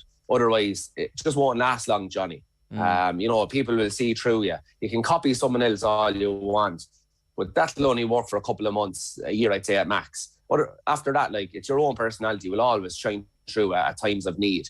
So I think Henry in his own right has won a lot, you know, in the management. He's won 2 Club All-Irelands, 2 county finals when Ballyale hadn't been going so well. So this guy has thought on his feet. He has went through tricky situations, matches where they were down by a couple of points, come back with last-minute goals. matches where they were favourites. A county semi-final against Castlecomer a couple of years ago. It looks like in Henry's first year that they were gone. They're after having a bad league campaign, which in Kilkenny it's Championship League. It's like, we'll say, the current format in the Inter-County Series. It all affects your championship standings. And they didn't go well. They ended up in the bottom. There's 2 groups of 6, Johnny, in the Kenny Club Championship. They were in the bottom 2, which means that if you lose, you're in relegation. So no one has ever, come out of that. Like, it's the top 4 are seeded in each group. Sorry, the top 2 in each group. If you're in the bottom 4, you're into a championship first round. So no one, as far as I can remember, no one coming out of the first round ever won the county final. It was always one of the top seeded teams. And in Henry's first year, they had a poor campaign, ended up in that first round and went on and won the county final. So this guy has been in sticky situations. He can rely on his own kind of experiences nearly at this stage and add in Brian Cody's. Like, I'd say the biggest thing he probably took from it would be when Henry finished Club Hurling, he went straight into club management. So he would still have been very friendly with the likes of TJ, Colin, the Mullenses, and all the club players.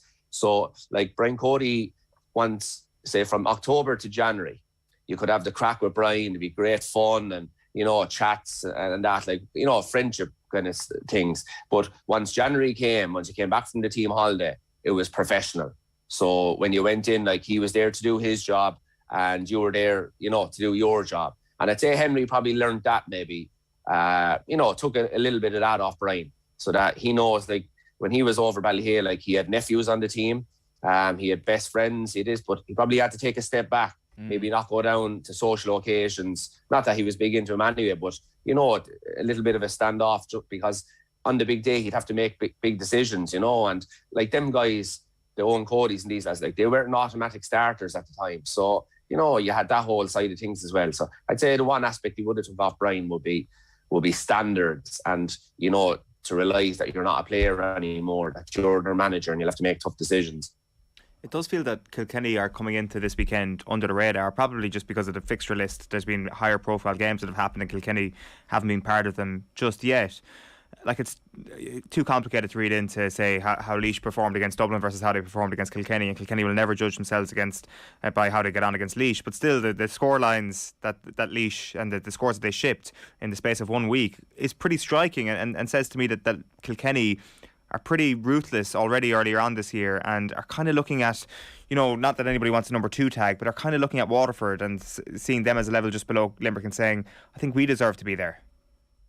Yeah, you're right. From all of that, Owen, you're 100% right. Where are they? We don't really know yet, but there's great signs. Like the last day, I was in at the Kenny versus Laois match. Adrian Mullen was back to his absolute best. He was out around the middle. And I think, I scored 6 points. If you look at Limerick, we'll say, who are the standard bearers at the moment, like, how many scores are they scoring from out the field on? Like, Hegarty always pops up with a good few points. Cian Lynch, Tom Morrissey, go back the field. Then midfielders, the last, although Donovan scored a nice bit the last day and that got him out of trouble, it usually comes from their half back line. Hannon usually ships up 1 or 2. Kyle Hayes maybe a goal and a couple of points, and especially Dermot Burns. So I think to compete with there's so many sharp hook outs and getting it out to that middle third, a lot of talk and a lot of stats around that at the moment. So if it's out there a lot, you have to have scorers out there. So I think Kilkenny, like, TJ's back. I know he's full forward last Sunday against Laois, but like, he'll probably be out the field a bit more. So I'd say Kilkenny, going back traditionally, if you got the ball in the half back line or midfield, give it into the forwards. Don't shoot. Let the forwards do their job. Trust them. Now we have to think a little bit different. The ball is a bit lighter. The average score in a match isn't 14, 15 points anymore. It's nearly 25 to 30 points. So you have to be scoring them out the field now on. So I think, James Maher is back in the field, in midfield the last day. He played very, very well. Connor Brown will be, son of Angela Downey, star, absolute one of the greatest camogie players of all time. He's back in the half back line to full fitness. So Kilkenny, they have their strongest team, I think, coming back onto the team now with those guys like the Cian Kenny, David Blanchfield. They could be on the team, I don't know. But the last day will say they weren't a great subs to come in if they're not picked. Yeah. So they're picking it. There's a strong panel coming there now. Can I ask, sorry, Eoin, on that? I spoke to Liam Sheedy about this when we visited William McCreary and a racing thing. Liam Sheedy's kind of into his And I know it's been spoken about, but for me, Tommy, the weight of the sliotar is a big issue. And I was a friend of mine who's big into Gaelic football. I brought this up in the WhatsApp group the other day, and he said something has to be done. It's not even enjoyable to watch anymore, despite all the talking about it. For me, there are far too many points scored in a hurling game now, where it's like this shouldn't be this easy. I mean, when it's habitual now that teams are scoring 30, 35 points, for me, there's something not quite right there. Yeah, I'd agree, Johnny, with the excitement of the game. You don't have to have 30 points, you know. Like there was often games going back through many years, even at the moment, where the ball might only go from the half back line to the other half back line, and the score might be 2-10 to 1-10 or 2-9 to 1-8. Well, it could be an absolute enthralling match, a battle, you know, in the trenches. So we're probably not seeing battles in the trenches as much. The first time I've seen it in many years was probably down the Gaelic grounds. Why? I don't know. I suppose the Limerick crowd had a big part to play in that. They were so excited. They were so up for it. But I would agree with you, like, but what do you do about it? I don't know. Like, how do you manage what sliotar is brought in? Because there's probably 20, 25 sliotars being brought in different bags on a day. Very hard to, talking about microchipping them, but practically on game day, how do you test whether the ball is standard or not? It's difficult. And this is why, Johnny, another point on from that is very hard to play that short game. You know, that passing the ball 30 yards looks very easy, but it's so difficult because you take golf, right? Like the ball, to me, the guy that doesn't play golf a whole lot, I hear him talking about the ball in golf as well. Like every golf ball, I wouldn't be able to tell the difference between a golf ball, put it that way. And say when Rory McIlroy or any of these guys change their clubs, it seems to be a big thing. And that takes them a while to get back into the swing of things. But like you look at a hurler, he breaks his hurl. It's made of ash, most of them. He breaks his hurl. The next hurl he gets will not be the same because every ash tree is different. Some are heavier, some are lighter.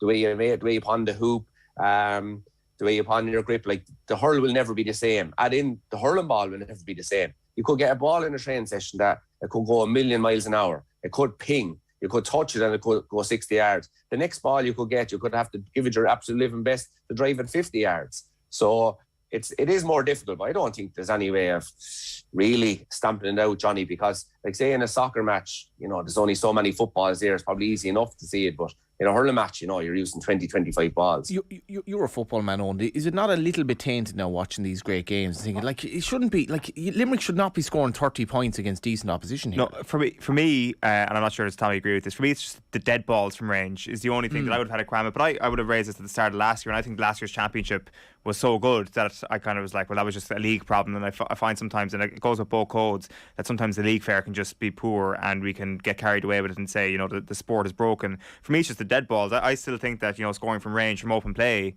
is amazing, and I think that comes with a really interesting tactical response from teams. Do you push up on teams to ensure that somebody isn't scoring from 70 to 90 yards? And I think that's an intriguing one. It's just the dead balls from 100 yards maybe, which kind of don't sit overly well with me. But I don't know. Go ahead, Tommy, actually, on that one. Yeah, I think just Johnny, you know, we all agree. I agree with you, and I say every hurling guy does agree with you. It's just the game changes, and sometimes there's nothing you can do about it. You'd hope it comes back around. But I'd say the reason, which I've often thought about, why is the game not as probably as exciting if there's more scores, right? You know, when you got the ball, Johnny, years ago, full back, say Brian Lohan's era, The Rock from Cork, Jackie Turrell, when they got the ball, right, they drove it 100 yards down the field. That brought the crowd to his feet. You think 80,000 people in Croke Park when that happens? Or when Rock came out that day against Limerick. Lift them more than a score, like.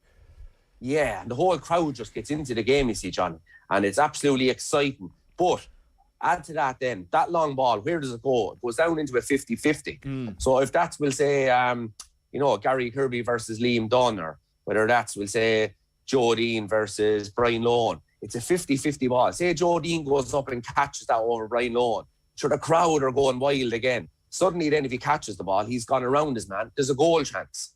So the crowd are constantly, with each passage of play, are going wild. Towards now, if I give a tippy-tappy pass out to, we'll say, Diarmaid Burns, right, that's not going to bring a cheer. That's not going to bring the crowd to his feet. He, you know, gives a tippy-tappy pass down to Gerard Hegarty, who is in space. That's not going to bring a cheer.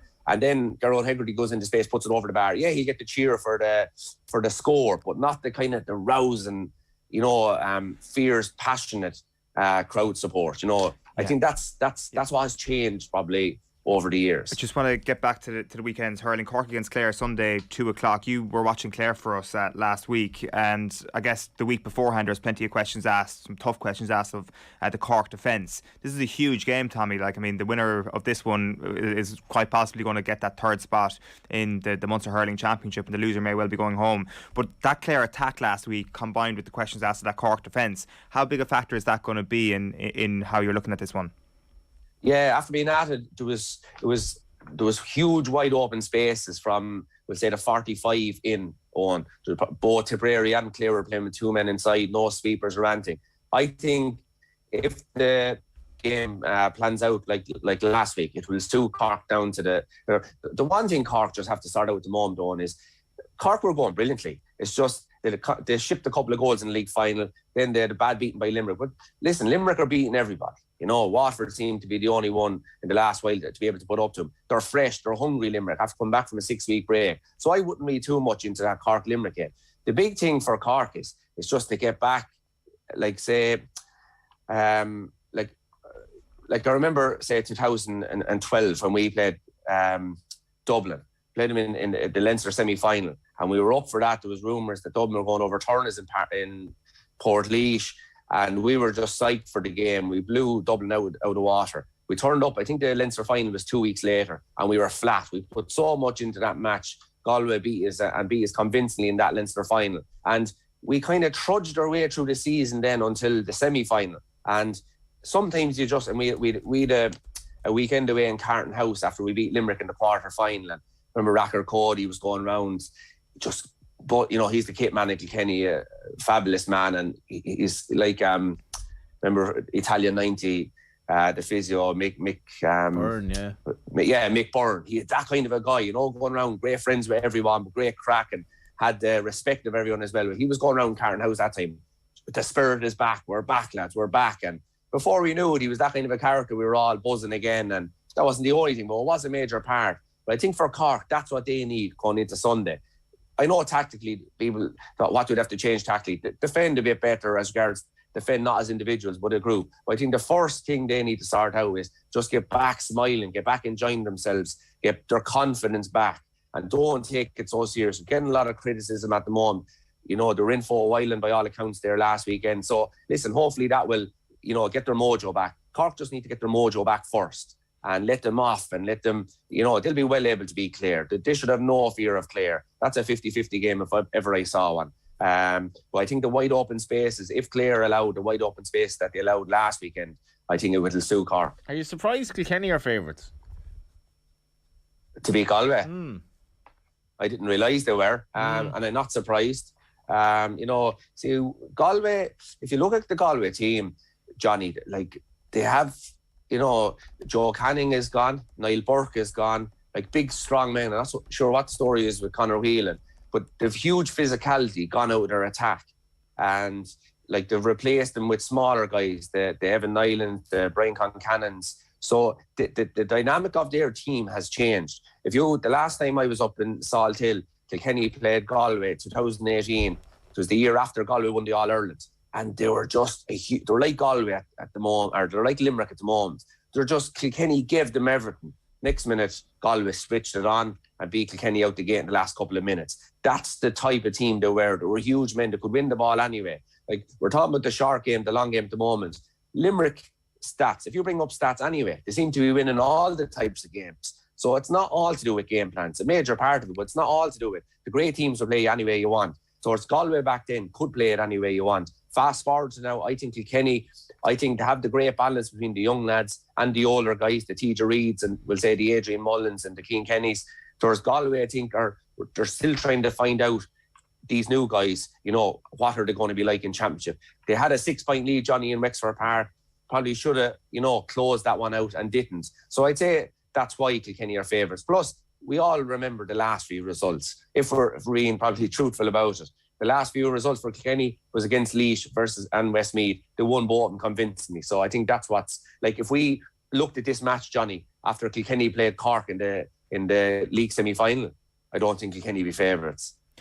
We had Taggy Fogarty on the show with us earlier this week, Tommy, and he put your team into a time machine to take on this current Limerick team, and we were going through matchups. He put you on Gearóid Hegarty. So how would you go about marking Gearóid Hegarty? Yeah, well, I was listening to that and I was slagging Taggy the other day. He started off putting Eddie Brendan on Gearóid Hegarty. You know, I put into the WhatsApp there, and JJ came back and he said, "Go back, Taggy, keep John Kiley thinking." You know, and I don't mind me, and Eddie Brendan on Gearóid Hegarty. He thought about putting Sheffield on first. So listen, maybe Taggy is a tactical mastermind. So, you know, I suppose to put Kyle Hayes back in the half-back line, why not put back someone like that on Gearóid Hegarty? But listen, it would have been a fascinating battle. You know, Kilkenny versus Limerick, like, we were a huge team, very skillful. Limerick are a huge team and very skillful, you know. But I think that you brought up a good conversation, I think, was regards, it's a lot of, no, listen, Limerick are a brilliant team and they will go down no matter what happens from now on. But I'd say what will enhance their reputation, if some team does, like, we had that great Tipperary team of Shamie Callan, Polly Maher, Owen Kelly, Lara Corbett, like, they were winning Munster finals, scoring 6 and 7 goals. They were an unbelievable team. And we played the great Cork team. You know, they went for 3 in a row, like some of the all-time greats, Sean Oak, Don Logue, The Rock, Joe Dean, Ben O'Connor, like, just an unbelievable team of their year as well. We had the great Galway team of Joe Canning, could have won a couple of more All-Irelands like that time. That was a brilliant team. We had a great Waterford team of Ken McGrath, Dan Shannon, Milan. So, like, we came up against sensational teams. And over a long period of time, like from 1999, when Cork beat, you know, say Henry would have been on that team, up as far as 2015 was the last All-Ireland. So we were lucky, probably different players came along at different times as well. But this Limerick team is sensational, and it would have been an unbelievable battle between us. But I'd say what would enhance, and I'd say they'd love it as well, is if another great team does come along here now and take them on, maybe beat them in an All-Ireland or a semi-final, then Limerick come back and beat them again. Wouldn't that be brilliant? And the likes of this Cork and Waterford and maybe this Kilkenny team, you know, might be able to do something about it. I don't know. Yeah, the Kilkenny one is obviously the fascinating element of all of this. It feels like a long time ago when Kilkenny did beat them. But yeah, well, take it, even if you took the teams that were out, were named in some of them teams, like you had Jackie Tyrrell, as he said, on Gillette. I'd nearly put Jackie out in Hegarty. Imagine the two of them guys. I'd have a chat with the referee. I'd say, John Kiley and Cody, go up to the referee now before the game, say, right, ref, if the ball goes in between the two of them, leave your whistle in your pocket. Let the two of them at whichever ends up out in the stand. So, the likeness of the sliotar doesn't matter there. No, like say Shefflin. Trying to think now of the Limerick team.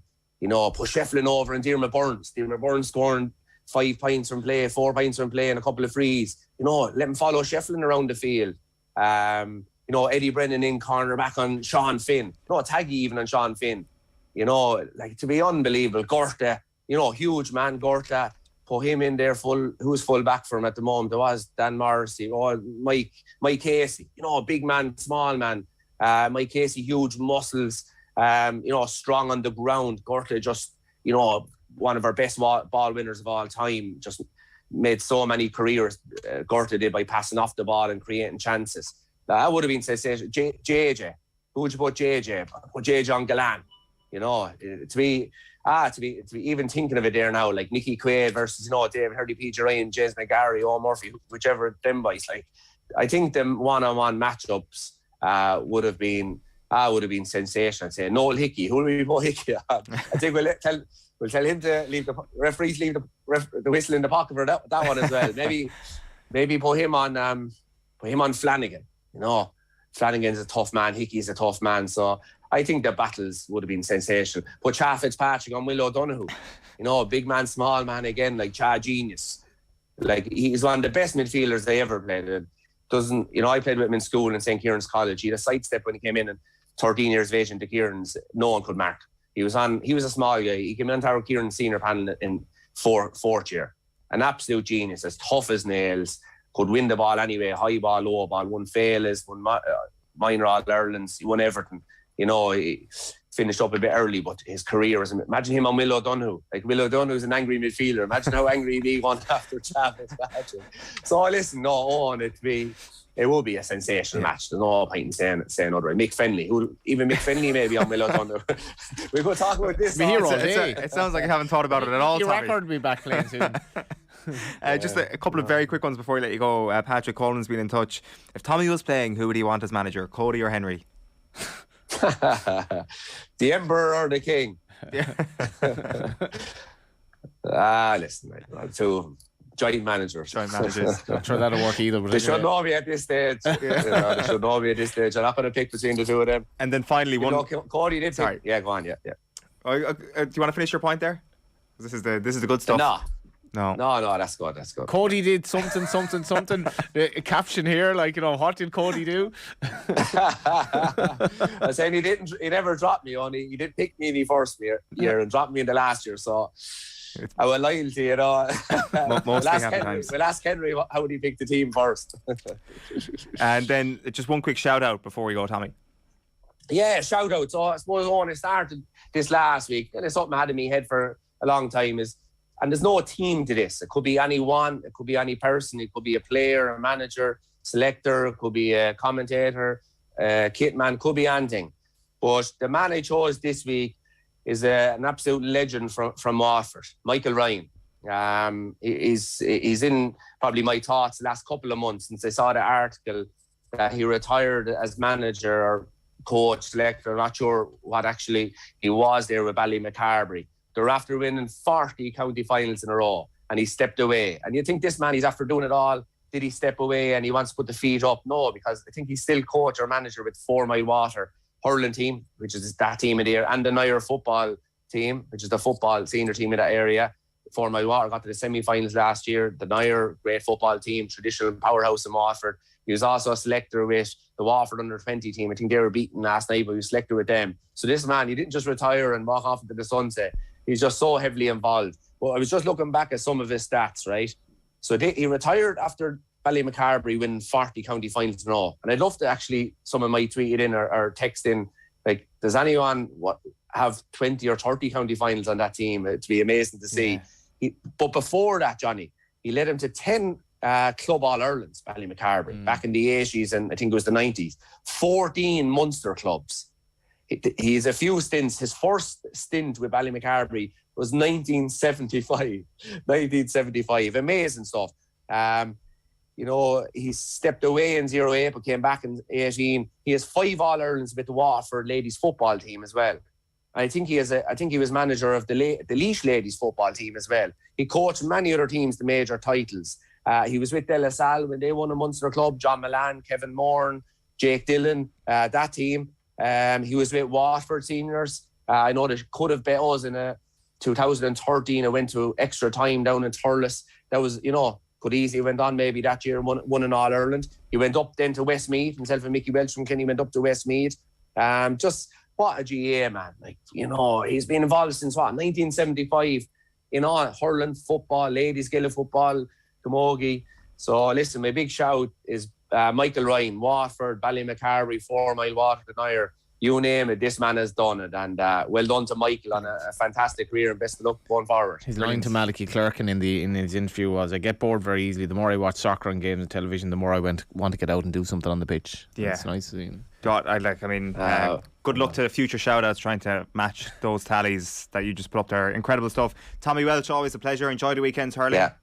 Thanks a million, lads. Best of luck. Bye-bye. Cheers. You'll hear Tommy across the weekend, obviously, as well. A couple of massive hurling games coming up on Sunday in particular. Cathal Mullaney is with us in studio at 9:03. Cathal, how are you getting on? Good morning, lads. All good. How are you? Very well. Where are we starting this morning? Well, let's start with last night's Champions League action. Liverpool manager Jurgen Klopp praising his side's patience following their 2-0 win over Villarreal and their semi-final tie at Anfield. They went in goalless at half-time, but 2 quick-fire goals shortly after the break handed them a first-leg advantage in that last 4 tie ahead of the second leg next week in Spain. Tonight, a big game ahead for West Ham and indeed Rangers in the Europa League. West Ham playing in a European semi-final for the first time in 46 years this evening. They take on Eintracht Frankfurt in the last 4 of the Europa League. The first-leg tie is at the London Stadium. Rangers, meanwhile, are away to RB Leipzig on the other side of the draw. While in the Conference League, League, a historic night ahead for Leicester. They play in a first ever European semi-final with their tie against Jose Mourinho's Roma. Jamie Vardy could be poised to start for Leicester there, having recovered from a knee injury. He came on against Aston Villa in the Premier League at the weekend. And on the other side of the draw in the Conference League, it is Feyenoord versus Marseille. And in the Premier League tonight, this game has kind of slightly gone under the radar given the European football this week, but Manchester United take on Chelsea. United hoping to boost their fading top four hopes when they take on Chelsea at Old Trafford tonight, and kick-off for that game is at 7:45. The World Championship semi-finals in snooker get underway this afternoon. First up at the Crucible is the meeting of Mark Williams, a three-time champion, and the 2019 winner Judd Trump. That game gets underway at lunchtime, and then Ronnie O'Sullivan's clash with John Higgins begins this evening. 3 of the 4 semi-finalists from the famed class of 92. There they turned pro 30 years ago. Judd Trump was only the age of 2 when those 3 players turned professional. That's Ronnie O'Sullivan, Mark Williams and John Higgins. In golf, a big morning for Luke Donnelly, the Kilkenny golfer who's making his debut at the DP World Tour's Catalonia Championship. He's making his debut on the tour this morning. He's 1 over par through 6 holes. Elsewhere, Jonathan Caldwell is 1 under par through 3. Cormac Sharvin and Tom McKibben out on course later on today, and Sebastian Hazelli is the early leader there on 4 under par. On the PGA Tour, Graham McDowell represents the Irish interest at the Mexico Open, while on the LPGA Tour, the Ballas Verdes Championship taking place this week, and Leona Maguire and Stephanie Meadow both in the field for that tournament in California. It's day 3 of the Punchestown Festival. 2 Grade 1s on the card today. The feature is the Champion Stairs Hurdle. Classical Dream bidding for back-to-back successes in that race. So that goes to post at 5:25. The Novice Chase off at 7 is the other Grade 1 action underway from 3:40 this afternoon at Punchestown. In Gaelic Games, defending All-Ireland champions Cork are out of the Under-20 Hurling Championship. They suffered a 220-121 defeat to Tipperary in their Munster semi-final last night. On the other side of that draw, it finished Limerick 27 points, Waterford 315. In the Under-20 Football Championship tonight, the Leinster title down for a decision. It's Dublin against Kildare. That game is in Portlaoise and it throws in at 7:30. Action in the Munster Minor Football Championship tonight as well. Tipperary against Clare and Limerick versus Waterford. And Nat Wen has the chance to secure a podium place at the European Badminton Championships in Madrid today. He faces a Danish opponent in the quarterfinals, and they're due on court just after 4 o'clock this afternoon. Very good, Cathal. Thanks a million for that. That's big day at the races today, Johnny. What are you looking out for today? Any tips up the sleeve, basically? Yeah, I like horse in the first race, actually trained by Pat Flynn. I've been struggling, I have to say, in Punchestown this week. Walnut Beach in the first race. It's a tough festival. Some horses just don't perform. It's the end of the season. They're a little bit over the top. I generally try to avoid shorter price favourites. Walnut Beach will be around 10 or 12 to 1. And obviously the big race in Classical Dream, who was very impressive in the race last year, but is a bit quirky. That's the Champion Stairs Hurdle at 5:25. I'd probably be opposing him as well. What about tomorrow then? Tomorrow, I have. It's kind of hard to remember one day from the rest here. To the main race tomorrow is obviously Honeysuckle, who, even if I rode her, would probably win tomorrow. She's just very superior to everything else. And we have the Novice Hurdle in as well. Honeysuckle is bidding to finish her career unbeaten, which I think will probably be at the end of next season, which will be an amazing feat, and I really hope it happens for her. Henry de Bromhead has had a couple of high profile flops this week. Manella Indo ran a stinker yesterday. Bob Bollinger ran desperately badly as well, but hopefully Honeysuckle should be fine. And will you get out to any of the days of it? I was supposed to go today, but I'm kind of held up with work and stuff, so at the moment I'm not 100% sure. It's great crack, it has to be said, but I'm unfortunately, the older I get, the less able I am to burn the candle at both ends, and I have a busy shift here tomorrow, so I just can't really do it. I can't countenance. It's like going to that gig the other night. It was like after the gig, I was like, I'm on OTB AM, and the feeling of such excitement and buzz just started to kind of bleed into, I have to get up at 6:30. A, I have to get up at 6:30, and B, I have to get up at 6:30, as in you have to actually wake here. And we've all had mornings where you just don't wake up, and I wouldn't want to do that to you. No. Thanks very much. It's a good Instagram opportunity. Punchestown, you should go there. That's all life's about. Put it on the gram. Alex Ferguson was there yesterday. He was, yeah. He was interviewed about Ten Hag, yeah, Ten Hag, yeah. So, well, will you head along today or tomorrow? Or No. are you just focused on the GAA over the course I'm of the all weekend? GAA this weekend, yeah. Where are you off to this weekend? Got a couple of games to keep an eye on. Might get to the Sligo game on Saturday even. They're playing Roscommon. Already written off, as in, like, Owen's already basically saying the Galway-Roscommon game, so that's, you might as well not just show Yeah, up. although Sligo have created a couple of ambushes against Roscommon in the past. Last time they played in Markfitch, I think Sligo beat them in 2015, and Roscommon won Division 2 that year as well. Yeah, we'll be listening out for just a little lilt, an extra lilt on the accentuation on Sligo players over the course of the weekend. But there's a couple of good games this weekend. I mean, Kildare and Louth should be a good game. I think Limerick and Clare play as well in the Munster Championship. Right. So, like, I think the provincial championships have been, like, last weekend in Leinster was great as well. Yeah. So, like, I mean, it's and the weather hopefully will cooperate as well in terms of allowing players to express themselves. But it's just brilliant to have it, and also condensed. It means there's so much to keep an eye on. Yeah, I thought Tommy was very entertaining Sunday. He was on with you, where you just basically said, Tommy, you're at like Tip and Clare today or whatever, and you could have gone out for a couple of pints. I to did come back. actually. Yeah. I just texted him, I was like, take it up there, I'm going to D-Max. And I was in the car, and Tommy has literally not stopped talking for the guts of half an hour here. And I texted you. You were obviously having your couple of pints. You came back, and you said, thanks for that, Tommy. And I was like, this man can do this on script, off script, any way he wants. And it's the best radio you'll hear. Man, like it's just, and the kids of tomorrow in Ireland won't have an accent. It's great to have a fella who sounds like exactly where he's from, and the kids of tomorrow will not have accents, unfortunately. Very quickly on the snooker. Yeah. What are we looking at for this weekend? I think Ronnie O'Sullivan looks a cut above just in the form that he's in. 6 world titles already, so he's looking for a 7th. It's interesting that I mentioned there the class of 92, so the 3 guys that turned professional back in 92 that are still at the top of their game. I mean, John Higgins looks flawless as well. He's had a brilliant season. And Mark Williams is a deceptively good snooker player. He's won 3 world titles. And you wouldn't really consider him, would you? When you're thinking about Ronnie O'Sullivan and Stephen Hendry and John Higgins, as I mentioned, a lot of the time Mark Williams kind of goes unnoticed.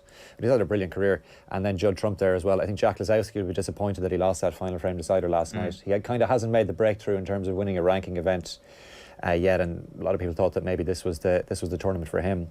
But the snooker is just a brilliant sport to watch. It's a pity that there's so much on this weekend. See, a lot of people disagree with you because they don't have the attention span anymore. I tend to think it's a great sport to watch. I think it's one of those that ones. Just give it a chance. And maybe in a couple of years, but you will get sucked into the whole thing. Yeah, and I don't think it struggles from.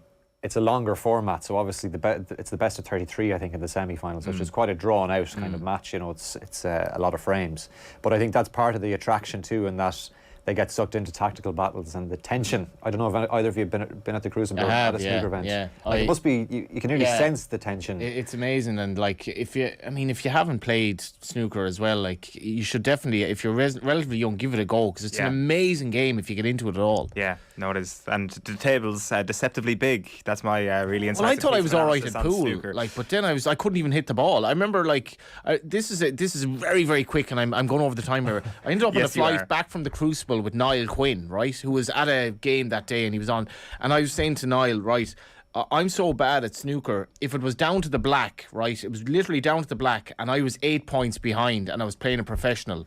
I was 8 points in front, but it was down to the black, and it was me against professional, who'd win? He'd be reliant on just me not hitting the black ball at some point, and I'd say, yeah, he probably will beat me at some point. I won't be able to pot it, and at one point I'll actually miss the black entirely. Yes. And then that's a foul, and then he just wins. Yeah, no, I think... And Quinn was like, who is this weirdo? I do need to move on, but I promise the people that we will come back to Johnny Ward's take that there will be no accents in Ireland in the future. We will come back to that in the future. True. I'm not sure if that's true. Here's what we've got on OTB Sports Radio today. At 1 o'clock is OTB Goals, Jerry Eisenberg. 3 o'clock, Stuart Lancaster's episode 3. Retro panel on GAA Democracy from 4 o'clock, and at 6 o'clock is OTB Goals, the story of Declan Murphy. Just ask your smart speaker to play OTB Sports Radio, and you can of course listen to OTB AM as a radio show live every morning on OTB Sports Radio and the OTB Sports app. After the break, we're previewing the Katie Taylor fight with CBS Sports' Brian Campbell. But first, Team OTB are taking on Try a Thigh this June. It's all in partnership with Whoop, the personalised digital fitness and health coach that helps you unlock your inner potential. One of our higher profile participants is of course Brian O'Driscoll, and he spoke with Ger ahead of the training, refuting claims that he may have an unfair advantage over other OTB athletes. OTB AM on OTB Sports Radio, Ireland's first and only sports radio station. Off the ball's the best, number one. It's the GOAT of sports apps. Talk about the greatest of all time. Nathan, you know Big Joe. Big Joe's the greatest of all time. He's the GOAT. We know it. So every single time. Yes. Yes. It's tough going. It's tough for my ego. I'm going to say I'm the Djokovic of this scenario. I love it. Love it. This is OTB Sports Radio. Download the OTB Sports app now. Well, you are also part of Team OTB for this, which gives you a slight unfair advantage, I would have to say, versus the rest of us. Unfair advantage also heaped major pressure on me to deliver. And as any ex-athlete would attest, you know, the competitive edge always exists in you, but then you realize you took for granted all of the work that was done as a professional and how you're not willing to do that work as a non-professional or as a retired professional. And so the expectation's still there, but the delivery not so much. See, I would take that at face value if you, like most professionals, had let yourself go. But clearly, you know, you're still training harder now than you were when you were actually an athlete. Do you know what? If triathlon was in the weights room, I'd give it a good go, right? If it was thrown around a bit of tin, I'd stand a chance. But I haven't yet gotten on a bike. In fact, when I retired, I got all the gear. I got everything. And I have all of my cycling gear still in their boxes upstairs, or at least I think they are somewhere in the house. So I have to go and start learning how to ride a bike again. Because that's the leg that I'm going to do. Literally, she had the whole final period of space.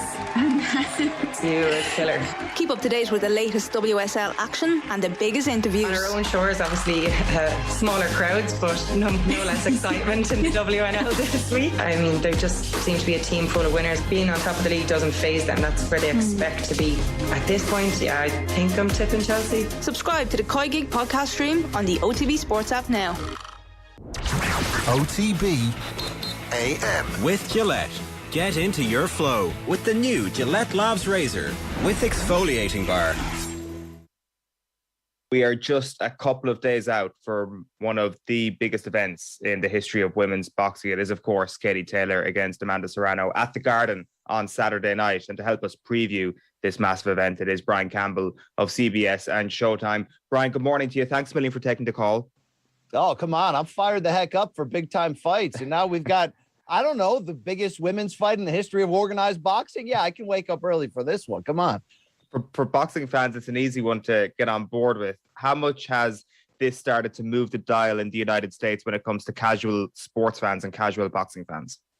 I would say slowly but steadily. I think the drums are starting to get banged because look, you know, the UFC, the MMA in general has done an incredible job at making their women's divisions matter, making the stakes high, making the competition level high. Women's boxing has really just had such it's been behind for so long, you know, and I'm certainly old enough to remember when superstars and now Hall of Famers like a Christy Martin were big time featured fighters, or a Layla Ali, who was absolutely legit, or an Ann Wolfe, or you can name any of them, but really, those are few and far between. And sometimes, you know, when you look back at those days in the 90s of Don King putting Christy Martin in prominent pay-per-view cards, it was still an attraction. I think we're in, for the first time, the golden era of women's boxing being treated as legitimate boxing.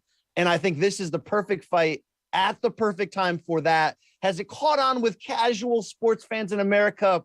I want to say not yet, although we got a couple days left, but I'm very happy to see at the very least the boxing fan base, which I'm sure you know from your side of the pond, can be a dark, critical bunch. They have embraced this fight full bore, embraced the hyperbole around it of saying it's the most important women's fight, you know, in terms of stakes, pound for pound rankings that we've arguably ever had. And I think a big part of that is obviously the success of Katie Taylor globally, but promoters like Eddie Hearn and now Jake Paul committing to making this feel big. If you would have asked me a year ago, are Serrano and Taylor on a collision course to a very interesting fight, I would have said yes.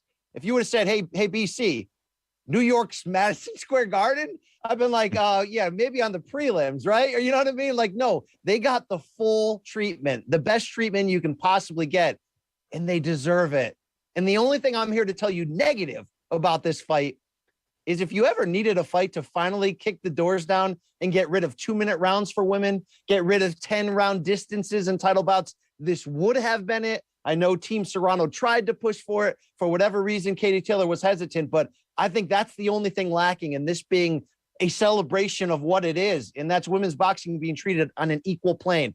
About damn time, right?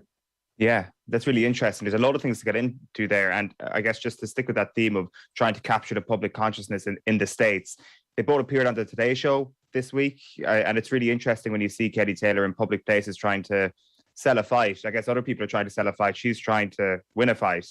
She has made no bones about the fact that she just doesn't really engage in trash talk. But it seems that Amanda Serrano is pretty okay with that as well. There's a huge amount of respect between the two of them. I don't know, Brian. I think that there's a bit of a unique selling point in the world of combat sports for respect and for two people who actually like each other. It's like, what is this? This does not feel normal. This feels a little bit I new. know. But at the same time, it's refreshing, right? Because normally you have to do that, whether you're male or female, to add attention to it. This fight, because again, it's been given big time stakes, main event, Madison Square Garden.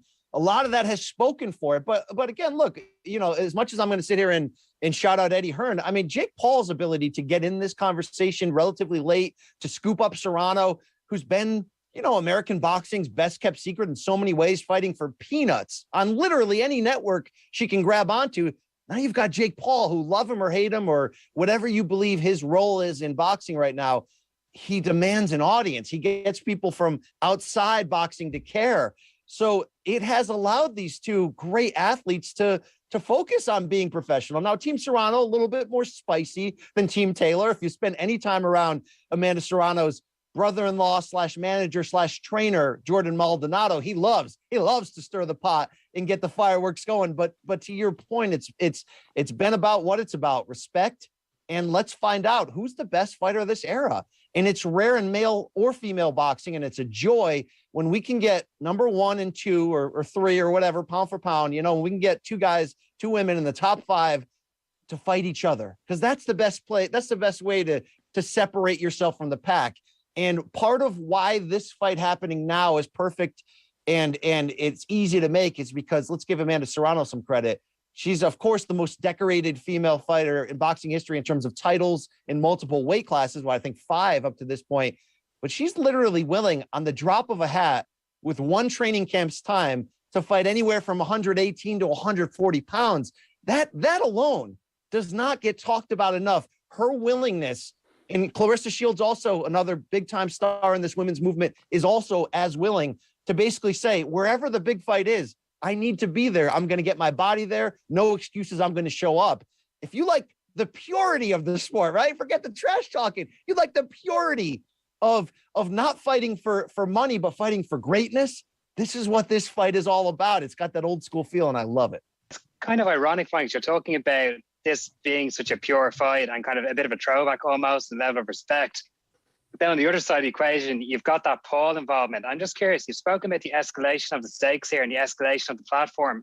How much is his involvement helping to raise that profile, or is he a smart guy getting on a train that was already leaving the station? And do we kind of understand what his motivations are for getting involved here? Because he's really got himself a front seat in this event, which is going to go down in boxing history, and so will his name.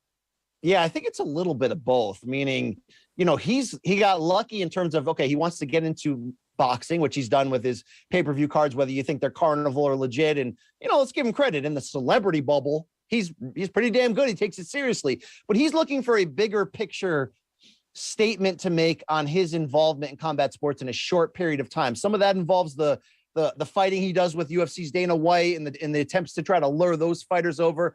But was it advantageous for him to get into the promotional game at the same time?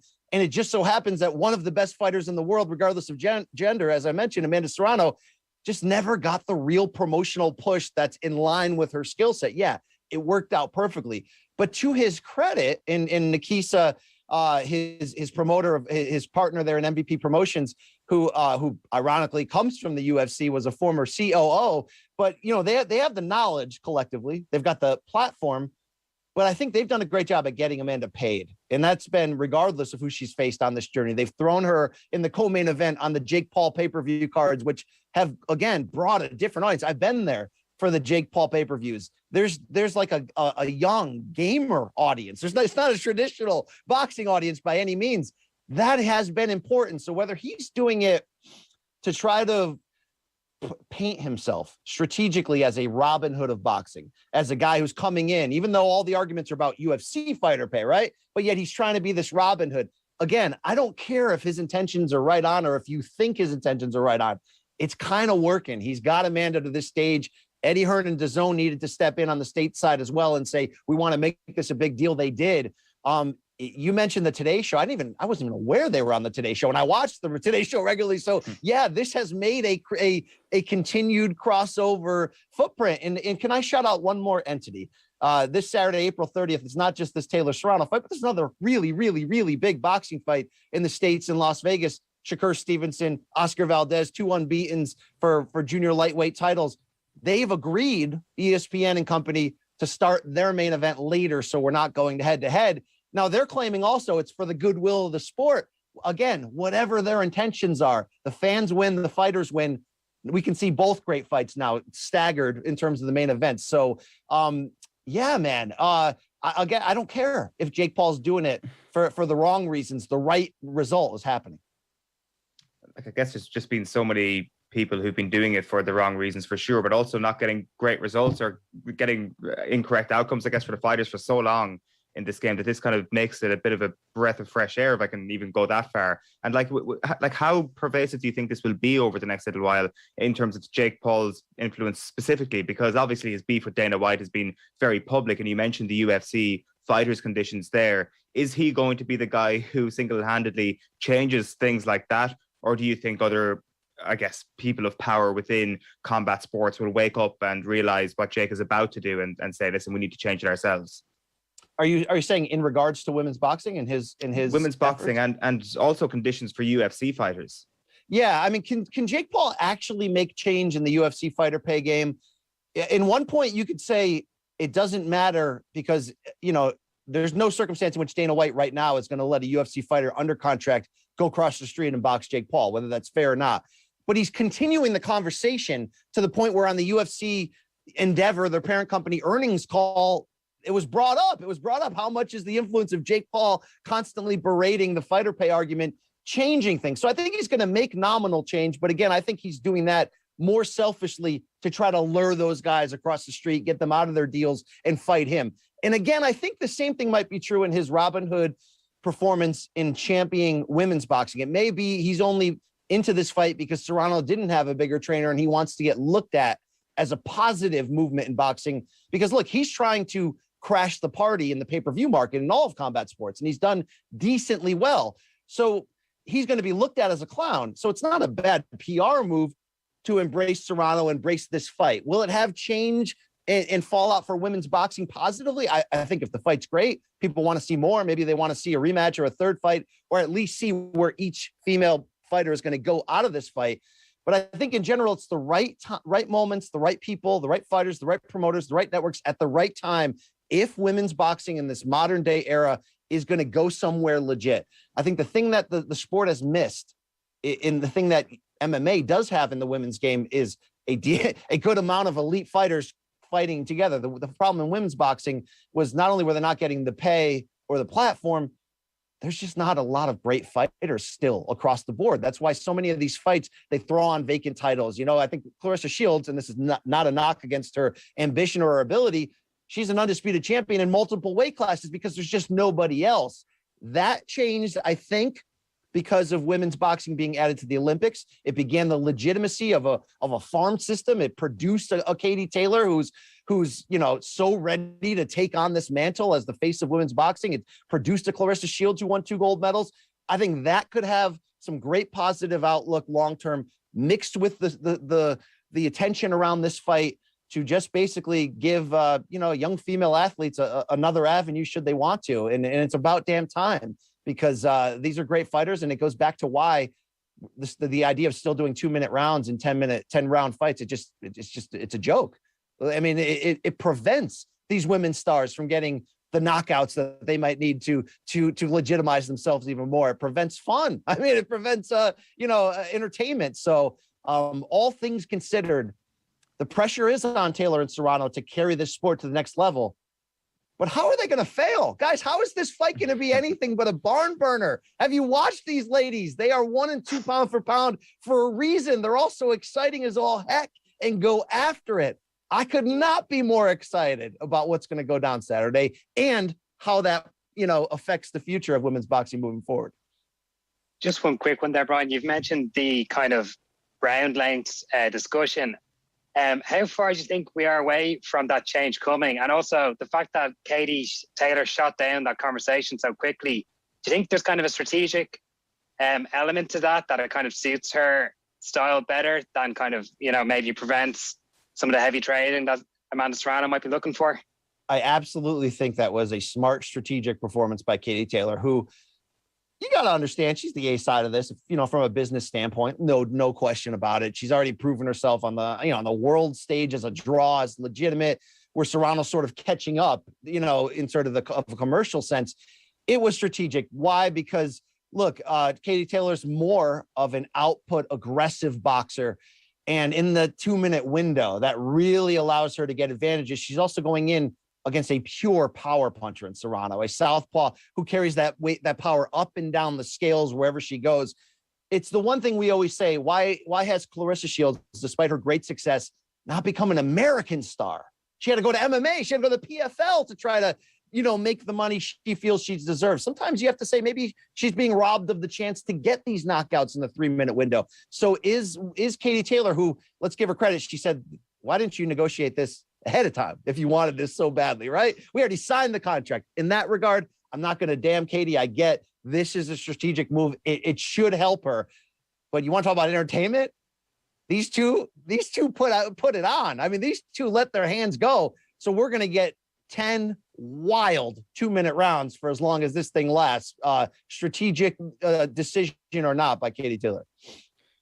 You mentioned Jordan Maldonado a moment ago, and he, in the behind-the-scenes videos, that's part of Jake Paul's production company for this. No, these videos aren't that viewed. It's like a separate YouTube channel, which I assumed had a lot more coverage of it or a few more eyeballs on it. But he gave a pretty good insight to how they're looking at Katie Taylor. He says she's 35. She needs to win now. She's on her last legs. Bad things are going to start happening to her after this over the next couple of years. And she's obviously a couple of years down the track in comparison to Amanda Serrano, which is an interesting kind of juxtaposition to maybe some of Taylor's last few fights, where there is this idea that maybe she is slowing down a little bit.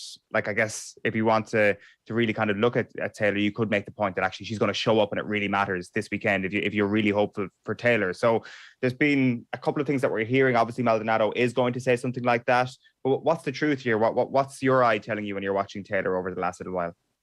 Look, first and foremost, this is the right fight at the right time. Taylor might be 35, Serrano might be 33, but they're in their absolute combination of physical and mental prime. So I have no doubt that it's an even fight. Is Taylor closer to the end? Probably. Are the recent performances suggestions that she's slowing? It's hard to tell because,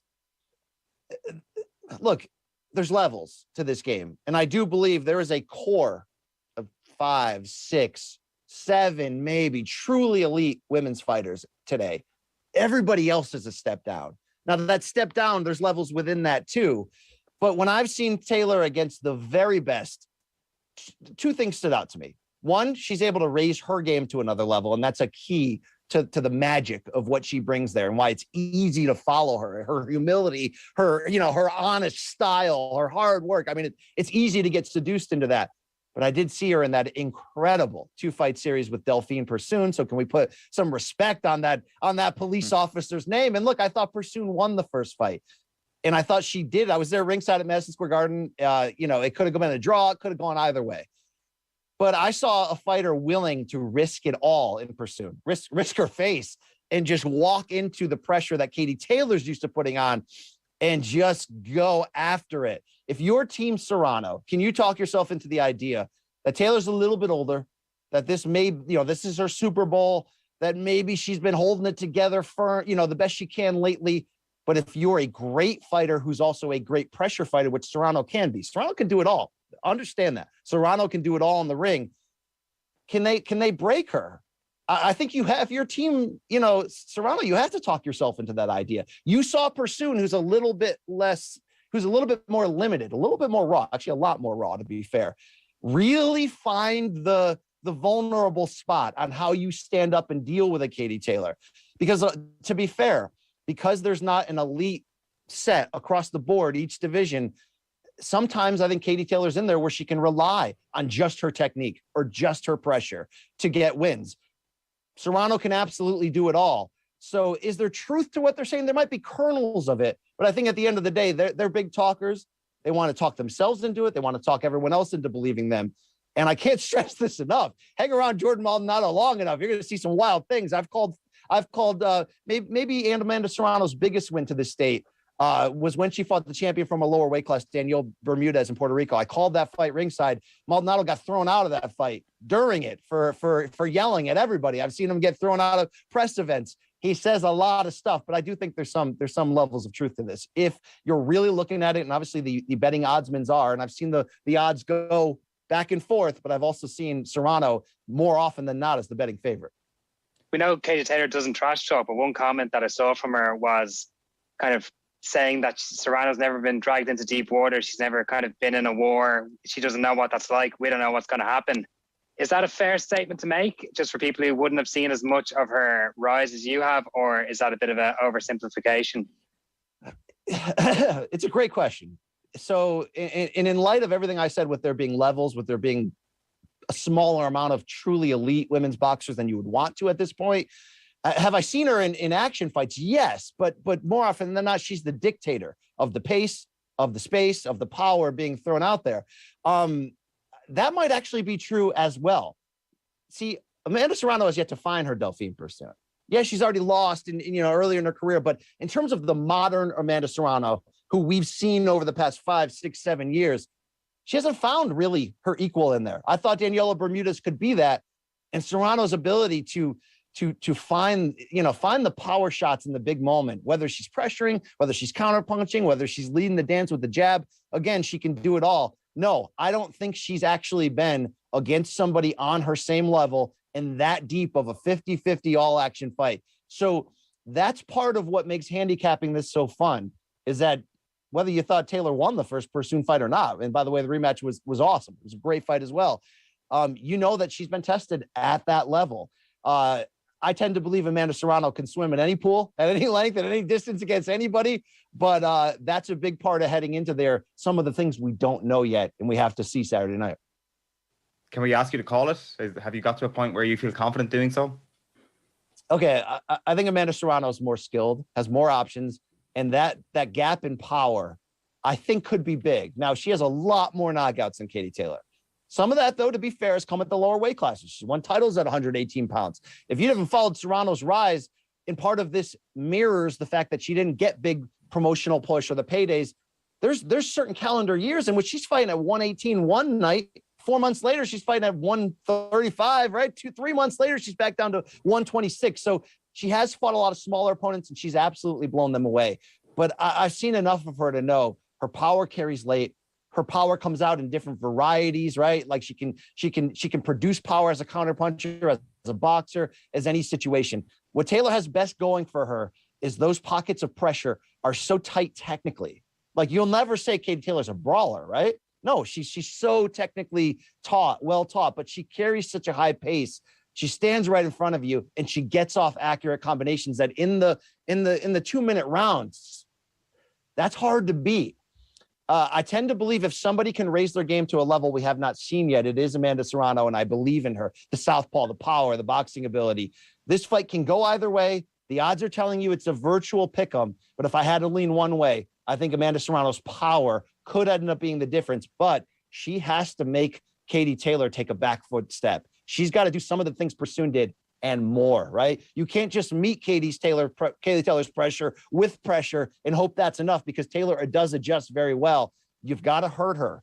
Pursoon at times, right, wore Katie down, but Katie kept finding another gear. Does Serrano have the power to shut that gear down? She does. That's why I'm favoring her to win this.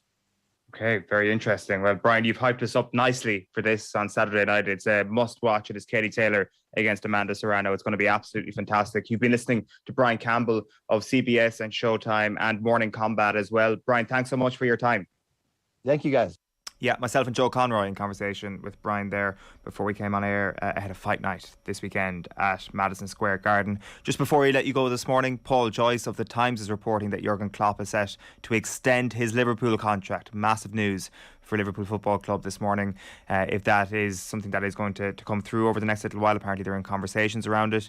The previous reports had been that come June 2024, Jurgen Klopp will be out of the club, that his appetite had seemingly dissipated and that he would be gone after this latest contract expired. But that appetite is back, that petrol is back in the tank, and Jurgen Klopp wants to extend his contract. And I'd say whatever Jurgen Klopp wants, he will get from Liverpool Football Club at the moment. So that'll go beyond the 9 years. It'll be at the end of the 2024 season if he puts pen to paper on that. OTB AM is brought to you live each morning by Gillette Labs for an effortless finish to your day. Be sure to follow Off the Ball across all our social media channels and download the OTB Sports app for your latest and best sports content, and there'll be more on that Klopp news throughout the day, no doubt. Join us tomorrow morning from 7:30 where I'll be here with Adrian and we'll run through our GAA quick picks ahead of the weekend's action. We'll chat rugby with Ronan O'Gara and we'll have ex-West Ham United winger Matt Jarvis to chat Premier League with us, so a new voice on the show tomorrow morning. And of course, the crappy quiz, your highlight every single Friday morning. Right now, we're continuing the build-up with Eric Donovan, who joined Joe last night to preview Katie Taylor versus Amanda Serrano. We'll see you tomorrow. From afar will be Eric Donovan, who joins us now. Hi, Eric. Hi, Joe. How are you? Very well. This is the fight everybody's been looking forward to for quite some time now, even before it was arranged. Taylor, the undisputed world lightweight champion and all-round pioneer and legend in the sport, against Serrano, 7-weight world champion. First female fight to headline at Madison Square Garden. They were on the Today Show on NBC this morning. They had the Empire State Building face-off. This is the big time. It's extraordinary and has caught the imagination far beyond just Irish eyes, for sure. This is a big deal in boxing, big moment for women's boxing. Isn't it just huge, Joe? And, it's been a long time since we've seen kind of even a male world title fight capture the US audience. It's amazing to watch Taylor and Serrano just completely dotted across to all the terrestrial TV stations in America, which is fantastic. It's really captured the US audience. And even the face-off on top of the Empire State Building, it's just, they're pulling out all the stops, and it's fantastic for women's boxing. And it's just incredible that it's our Katie Taylor, our very own Katie Taylor. And when you mentioned about the fans that are going over, the pre-sales, this is history in the making. But it's going to be a serious challenge, a serious task. Amanda Serrano is a formidable opponent. She's world class. Talk about the record she has, multiple world champion in many weight divisions, all the way from super flyweight up to light welterweight, and she is a really hard and seasoned professional boxer, unlike Katie Taylor, who turned professional quite late in her career. And it's just it has all the ingredients to be an absolute classic. I can't wait for it. On what Katie Taylor's done here in professionalism, it was very notable that a few weeks ago Amanda Serrano was quoted as saying, "When Katie turned pro, I was so excited because I knew she would change things for us." So it's been a very respectful build-up between the two fighters, and even that comment from a few weeks ago jumped out, that even Serrano recognised that Taylor's stature in the sport is a touch special and a touch different. So she anticipated Taylor having a massive effect in women's boxing. I have to say, I didn't foresee this. I had real fears when Katie Taylor turned professional that this is a hard-nosed business, interest levels were poor, would the money be there? Would the sport chew her up and spit her out and quickly forgotten? Would she have been better served regrouping post-Rio and winning gold in Tokyo? And what a fitting finale that would be to her career. And yet Eddie Hearn swooped in, the money has followed, the interest levels. I'm amazed what she's managed to do in the last 6 years. Did you foresee any of this? Honestly, I knew that she would take the professional game by storm. I knew she would go on to become a world champion, but I never thought that she would, I suppose, command or, touch, expand across the globe in terms of like her reach, her marketability, her potential to, to reach so many households across the world. And trust me, Eddie Hearn has a huge part to, you have to give a lot of credit to Eddie Hearn here. And it's mad when you think about this all started with a direct tweet, a direct message on Twitter from Katie to Eddie, reaching out to Eddie after post Rio Olympic Games. Eddie, I'd like to turn professional. I think you're the man to help me, and Eddie Hearn, he didn't know anything about women's boxing at that time.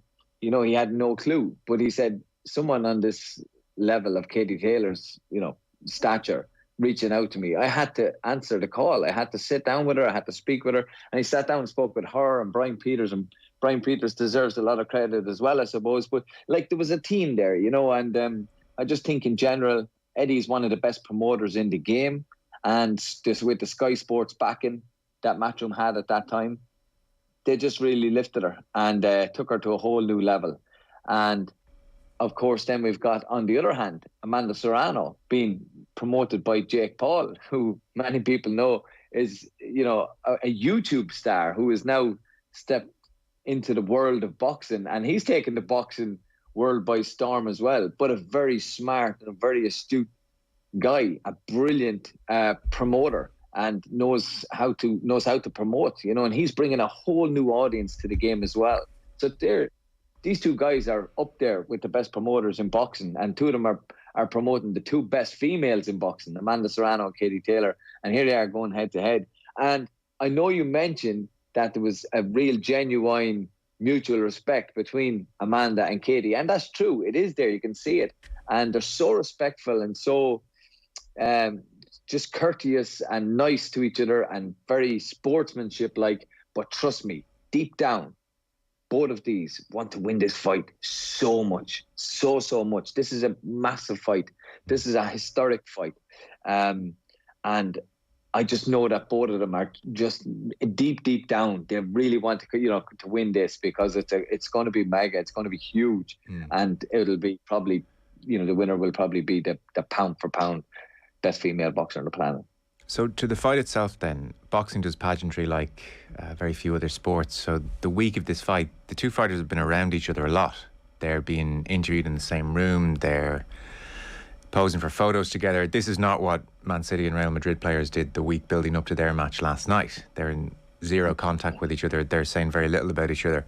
So do you tend to read much into the week of a fight when fighters are around each other and being interviewed? And if so, what would you read into the respectful nature of their rivalry, if anything? Yeah, sometimes you can read into it and you can see maybe a false confidence, or maybe someone that's a little bit kind of maybe taken aback by the whole occasion or whatever, but not in this case. The two of these fighters are well used to the limelight. They've been in the limelight for a very long time, more so Katie Taylor than Serrano. So it's no surprise that Serrano was happy with Katie Taylor stepping into the pro game, because that did shine the light on women's boxing and it did bring a lot of attention. And Claressa Shields as well has helped to kind of shine that light even brighter as well. And Jake Paul actually mentioned something in one of his interviews. He said it's not tangible yet, you know what I mean? But these boxers have really transcended the sport, but it's not tangible yet. In a few years' time, when we see many female fights, top of the bills, Madison Square Garden, maybe somewhere, maybe in the UK as well, when we see it in a couple of years' time, multiple big fights between female boxers, and that's the next generation that are coming along. But in this case, I'm finding it hard to detect, any kind of weakness. Two of them are solid. They're very, as I said, respectful. They're not trash talking, which is nice to see as well. They don't need to trash talk. They know exactly how good they are, and their records stand up on their own. They don't need to dismiss each other or put each other down, be disrespectful in any way. And whatever happens in this fight, I still think, like, you know what I mean, that the two of them are legends, and there will always be legends. But I know that there's going to be huge bragging rights here, and I don't know how far more Katie Taylor can go. I mean, like, if she wins this fight, me personally, I know it's hard to say that to somebody, but I think, like, you've done it all, Katie. You know, maybe, like, if she can win this fight, and I hope she can, but I know it's going to be a hell of a battle. I would like to see her just go off into the sunset, you know what I mean? And she's completed boxing, like, completely completed it. Like, you know, at 35 years of age, I know how hard it is myself. You know, I know how hard it is. And I just don't know, after winning this fight, if there's anything more that Katie can go on to achieve. But I think Serrano is the fresher of the two going into this fight. I think she's the fresher of the two. I think she's the more seasoned professional, harder, very hard puncher. She's knocked out 3 of her last 5 opponents, but she has, in total, she has of her knockouts, I think she has 30 knockouts of her 41 wins, you know. So it's an incredible stat. Katie hasn't had a knockout for the last 3 years. Katie's a fast puncher, we know that. She's a consistent puncher, high volume, but there isn't that. She hasn't got that concussive power, but that's because she turned professional very late, you know. And you know, being a professional and trying to develop that power, it takes time. It takes years to really embed that kind of foundations into place, so you can punch with your whole body behind the shots. But Katie hasn't got that, and at 35, you're not going to get it. It's not going to happen now. But Serrano has. Serrano has that power, and she's devastating power. And Katie's just got to be really, really careful around that in this fight. So to your eye, has Taylor changed much as a fighter in the 6 years as a professional then? Not really? Not so much in the sense, like, she fights a lot more, which is kind of expected because it's professional boxing. It's longer rounds. You're going to have to sometimes just go into deep waters, and you sometimes have to fight. Tactics go out the window, game plans go out the window. Like, her 2 fights against Delphine Pursoon were perfect examples of that. You can have a plan A, B, and C going into that fight, but Delphine Pursoon just rips up your script and just comes at you like a bulldozer. And Katie had to go into deep waters with her, down into the trenches and work. And you're just fighting then on resilience and resolve. And it's not really proper professional technical boxing. It's really just dishing it out with somebody, and you're really going into your reserve there and going into the character that the character that you are. And we know that Katie has that. We don't like to see it because, like, anyone watching that fight, you'd be like, I know Katie won, but you're like, oh, she took a lot of hits to win that fight, you know. So I just think that over the last number of fights that Katie Taylor has had, they've been tough battles, really, really tough battles. And Amanda Serrano hasn't really been in those kind of taxing fights over her last. Yeah. And is it your sense that being in those wars and those tough battles and going into those deep waters, does that take something out of you permanently? There's only so many times you can go there. Yeah, I believe so. I believe the fights that you win, the fights that you lose, every time you go into a training camp and a fight, you know, I think it's a very extraordinary thing. It's an incredible thing for the body to do and the mind to do, to go through that whole 2 months, 3 months training camp, and then at the end of it have an absolute war with somebody. It takes something from you, you know, and then you're getting older in all of that. As well. So, no, it definitely does. But, you know, Katie still has unbelievable talent and skill. And I just hope that on the night she can pull it off. People are saying, oh, it's whoever wants it most and whoever. Listen, that's ridiculous, because these two want this fight so bad. This is actually going to boil down to errors, you know, the small mistakes in the fight, like the finest of margins. You know, if Katie makes a mistake, if she falls in, you know, maybe in her previous fight she might have fell in once or twice, but got away with it because her level of opponent may not have been able to capitalise. But Serrano will be in Katie's face all the time, waiting for her to make a mistake and then trying to land those big, heavy shots. So I would like to see Katie using her feinting, a lot of feints like we used to see from her in the amateur game, keeping Serrano at bay. But it's going to be a high octane fight, high level of energy, high level of strength, mental strength, physical strength. It's going to be a serious battle. So the way you're talking there is that because of that, maybe that power deficit, and because of Serrano's ability to pounce on mistakes, you almost want Taylor to embrace her brilliant amateur ethos and the training and the artistry and the feinting and the movement as a way to beat Serrano here. I do, because Katie hasn't knocked out an opponent for 3 years, right? So I don't think she's going to knock out Amanda Serrano. Amanda Serrano has lost only once in 41 fights, and she's avenged that. Sorry to interrupt, Eric. Would Serrano have taken many punches across those 41? Because maybe she's just so dominant that we don't know if she has a chin or not. She has a chin. She has a chin. She's tough. She's solid. Okay. So I don't think Katie should waste all of her power. Even obviously when you're punching, you've got to be trying to punch with enough force to kind of let your opponent respect you enough to kind of back off. You don't want someone to be all over you like a fly, just swarming all over you. You want to be able to let them feel your power enough to respect you to kind of back off and not swarm all over you. But I don't think that Katie should. I think Katie should look to try and win this fight on pure boxing skill. Get the rounds in the bank. It's only 2 minutes a round. Just keep winning rounds. Keep winning rounds. If you go into, I find if Katie goes into that kind of war, if she gets drawn into that war with Serrano, it's going to suit Serrano more so. And I think that Serrano obviously is stronger in that department than Katie. Because it's funny you say that. I did see a clip in a joint press conference a while back, where Serrano turned to Taylor, not in a goading way, but not a million miles away from a goading way, saying, well, listen, I'll go 3-minute rounds for 12 rounds if you're game. And it was an edited highlight reel I was seeing, so I didn't see Taylor's response to that. But the way you're talking there, those 2 minutes, get in, move, high octane, get out.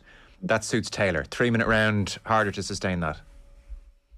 Very, very hard to sustain that. The 3-minute round, you would see a hell of a lot more knockouts in women's professional boxing. And I know that they're campaigning for it, but I don't know if we need to see it. At the moment, anyway, I'm happy with the 2 minutes. I think it's very skillful, good level of skill on display, and it's really, really entertaining. The fights are really entertaining. But I think the 2-minute rounds will definitely suit Katie Taylor in this fight. On the PowerPoint, just one last question on it. So I do remember when Taylor first turned professional, there was talk about how she would start planting her feet more, and we would see that power radically improve. And here we are 6 years later, maybe it hasn't quite happened. So does that mean that she didn't take to the technique, or it's just not possible at a certain age to develop in that way? Or is it maybe just that some fighters have that concussive power and others don't, regardless of technique? Like when I'm watching, for instance, on Sunday morning, Eric, will I, or the casual observer, will I see something in Serrano's technique, punching technique, which differs to Taylor's? Watch Serrano. She walks around the ring. Her feet are glued to the canvas. And so when she punches, she's punching with her body, not her arms, not her hands. Even though it's her hands that are hitting you, but the body is hitting you behind the shots, because she's rooted to the ground. She's rooted to the canvas, and her feet, the more flat your feet are, the more power that you have, because when the feet are flat from heel to toe on the canvas, you can imagine that the energy coming through the foot right up to the hip and right up to the shoulders and then right out through the arm. It's like roots of a tree just coming right up, and the energy coming through and the force coming right through the body and the punch hitting you. And that's where the concussive power is. Katie Taylor grew up in the amateur game, boxing. She joined boxing 9-10 years of age. She turned professional after Rio. She was maybe 30 years of age turning professional, and she would have developed her boxing style on the old computer scoring system. Do you remember the computer scoring system? The red, blue, you pick a point, you hit. So everything about that was to hit and not get hit, and you're almost just hitting to score a point, not hitting to cause damage or not hitting to cause hurt, or force. You're just trying to hit as fast as you can, as quickly as you can to get a point on the board. So Katie would have been developed and conditioned on that scoring system for years, just like me. I was the same. So I'm finding it so difficult to try and switch over to the pro style. Now, there is there is certainly improvements around Katie's style, but you're never going to completely make the full advancement that you would need. Not changing, you're changing tact at nearly 30 years of age after a career in one style. It's very interesting. You're perfect parallel then, really. You can totally relate. So you've managed to improve a touch, and I'm sure she's managed to improve a touch, but there's just a certain ingrained technique that you've obviously found hard to shake. As talented as you are, it's still there. It's still, you're indoctrinated. My last fight was a perfect example. I stepped into Ramirez in the third round. I hit him a right uppercut, a right hook to the body, and a right uppercut to the head. Watch my feet. Anyone that watches back that highlight, watch my toe. My two heels are up off the ground. I'm on the balls of my feet. I don't even realize it until I look back. Right. And then he's flat. His both feet are flat, and he throws out two punches, and he drives me back. And literally, I was up on my toes when I'm getting hit as well. So you've no real balance or control at that, So that's why it's so important. And it's when you watch it back, you realise that. Yeah, I realise it straight away. I can see it, that. And when you're on your balls of your feet throwing punches, you can imagine when I talked about the heel to toe being stuck on the canvas, you're only getting a fraction of the power, because the power comes from the ground, through the feet, through the legs, through the hip. But if there's only a part of your feet on the ground, like let's say your toes or your balls of your feet, and you're up there, very little power coming through. Plenty of speed, but very little power. So does it follow then that if Taylor has the energy and the fitness to make this an amateur style fight, in, out, quick, feinting, moving around, how do Serrano's boxing skills match up, leaving power aside? OTB AM. With Gillette. Get into your flow with the new Gillette Labs Razor with exfoliating bar.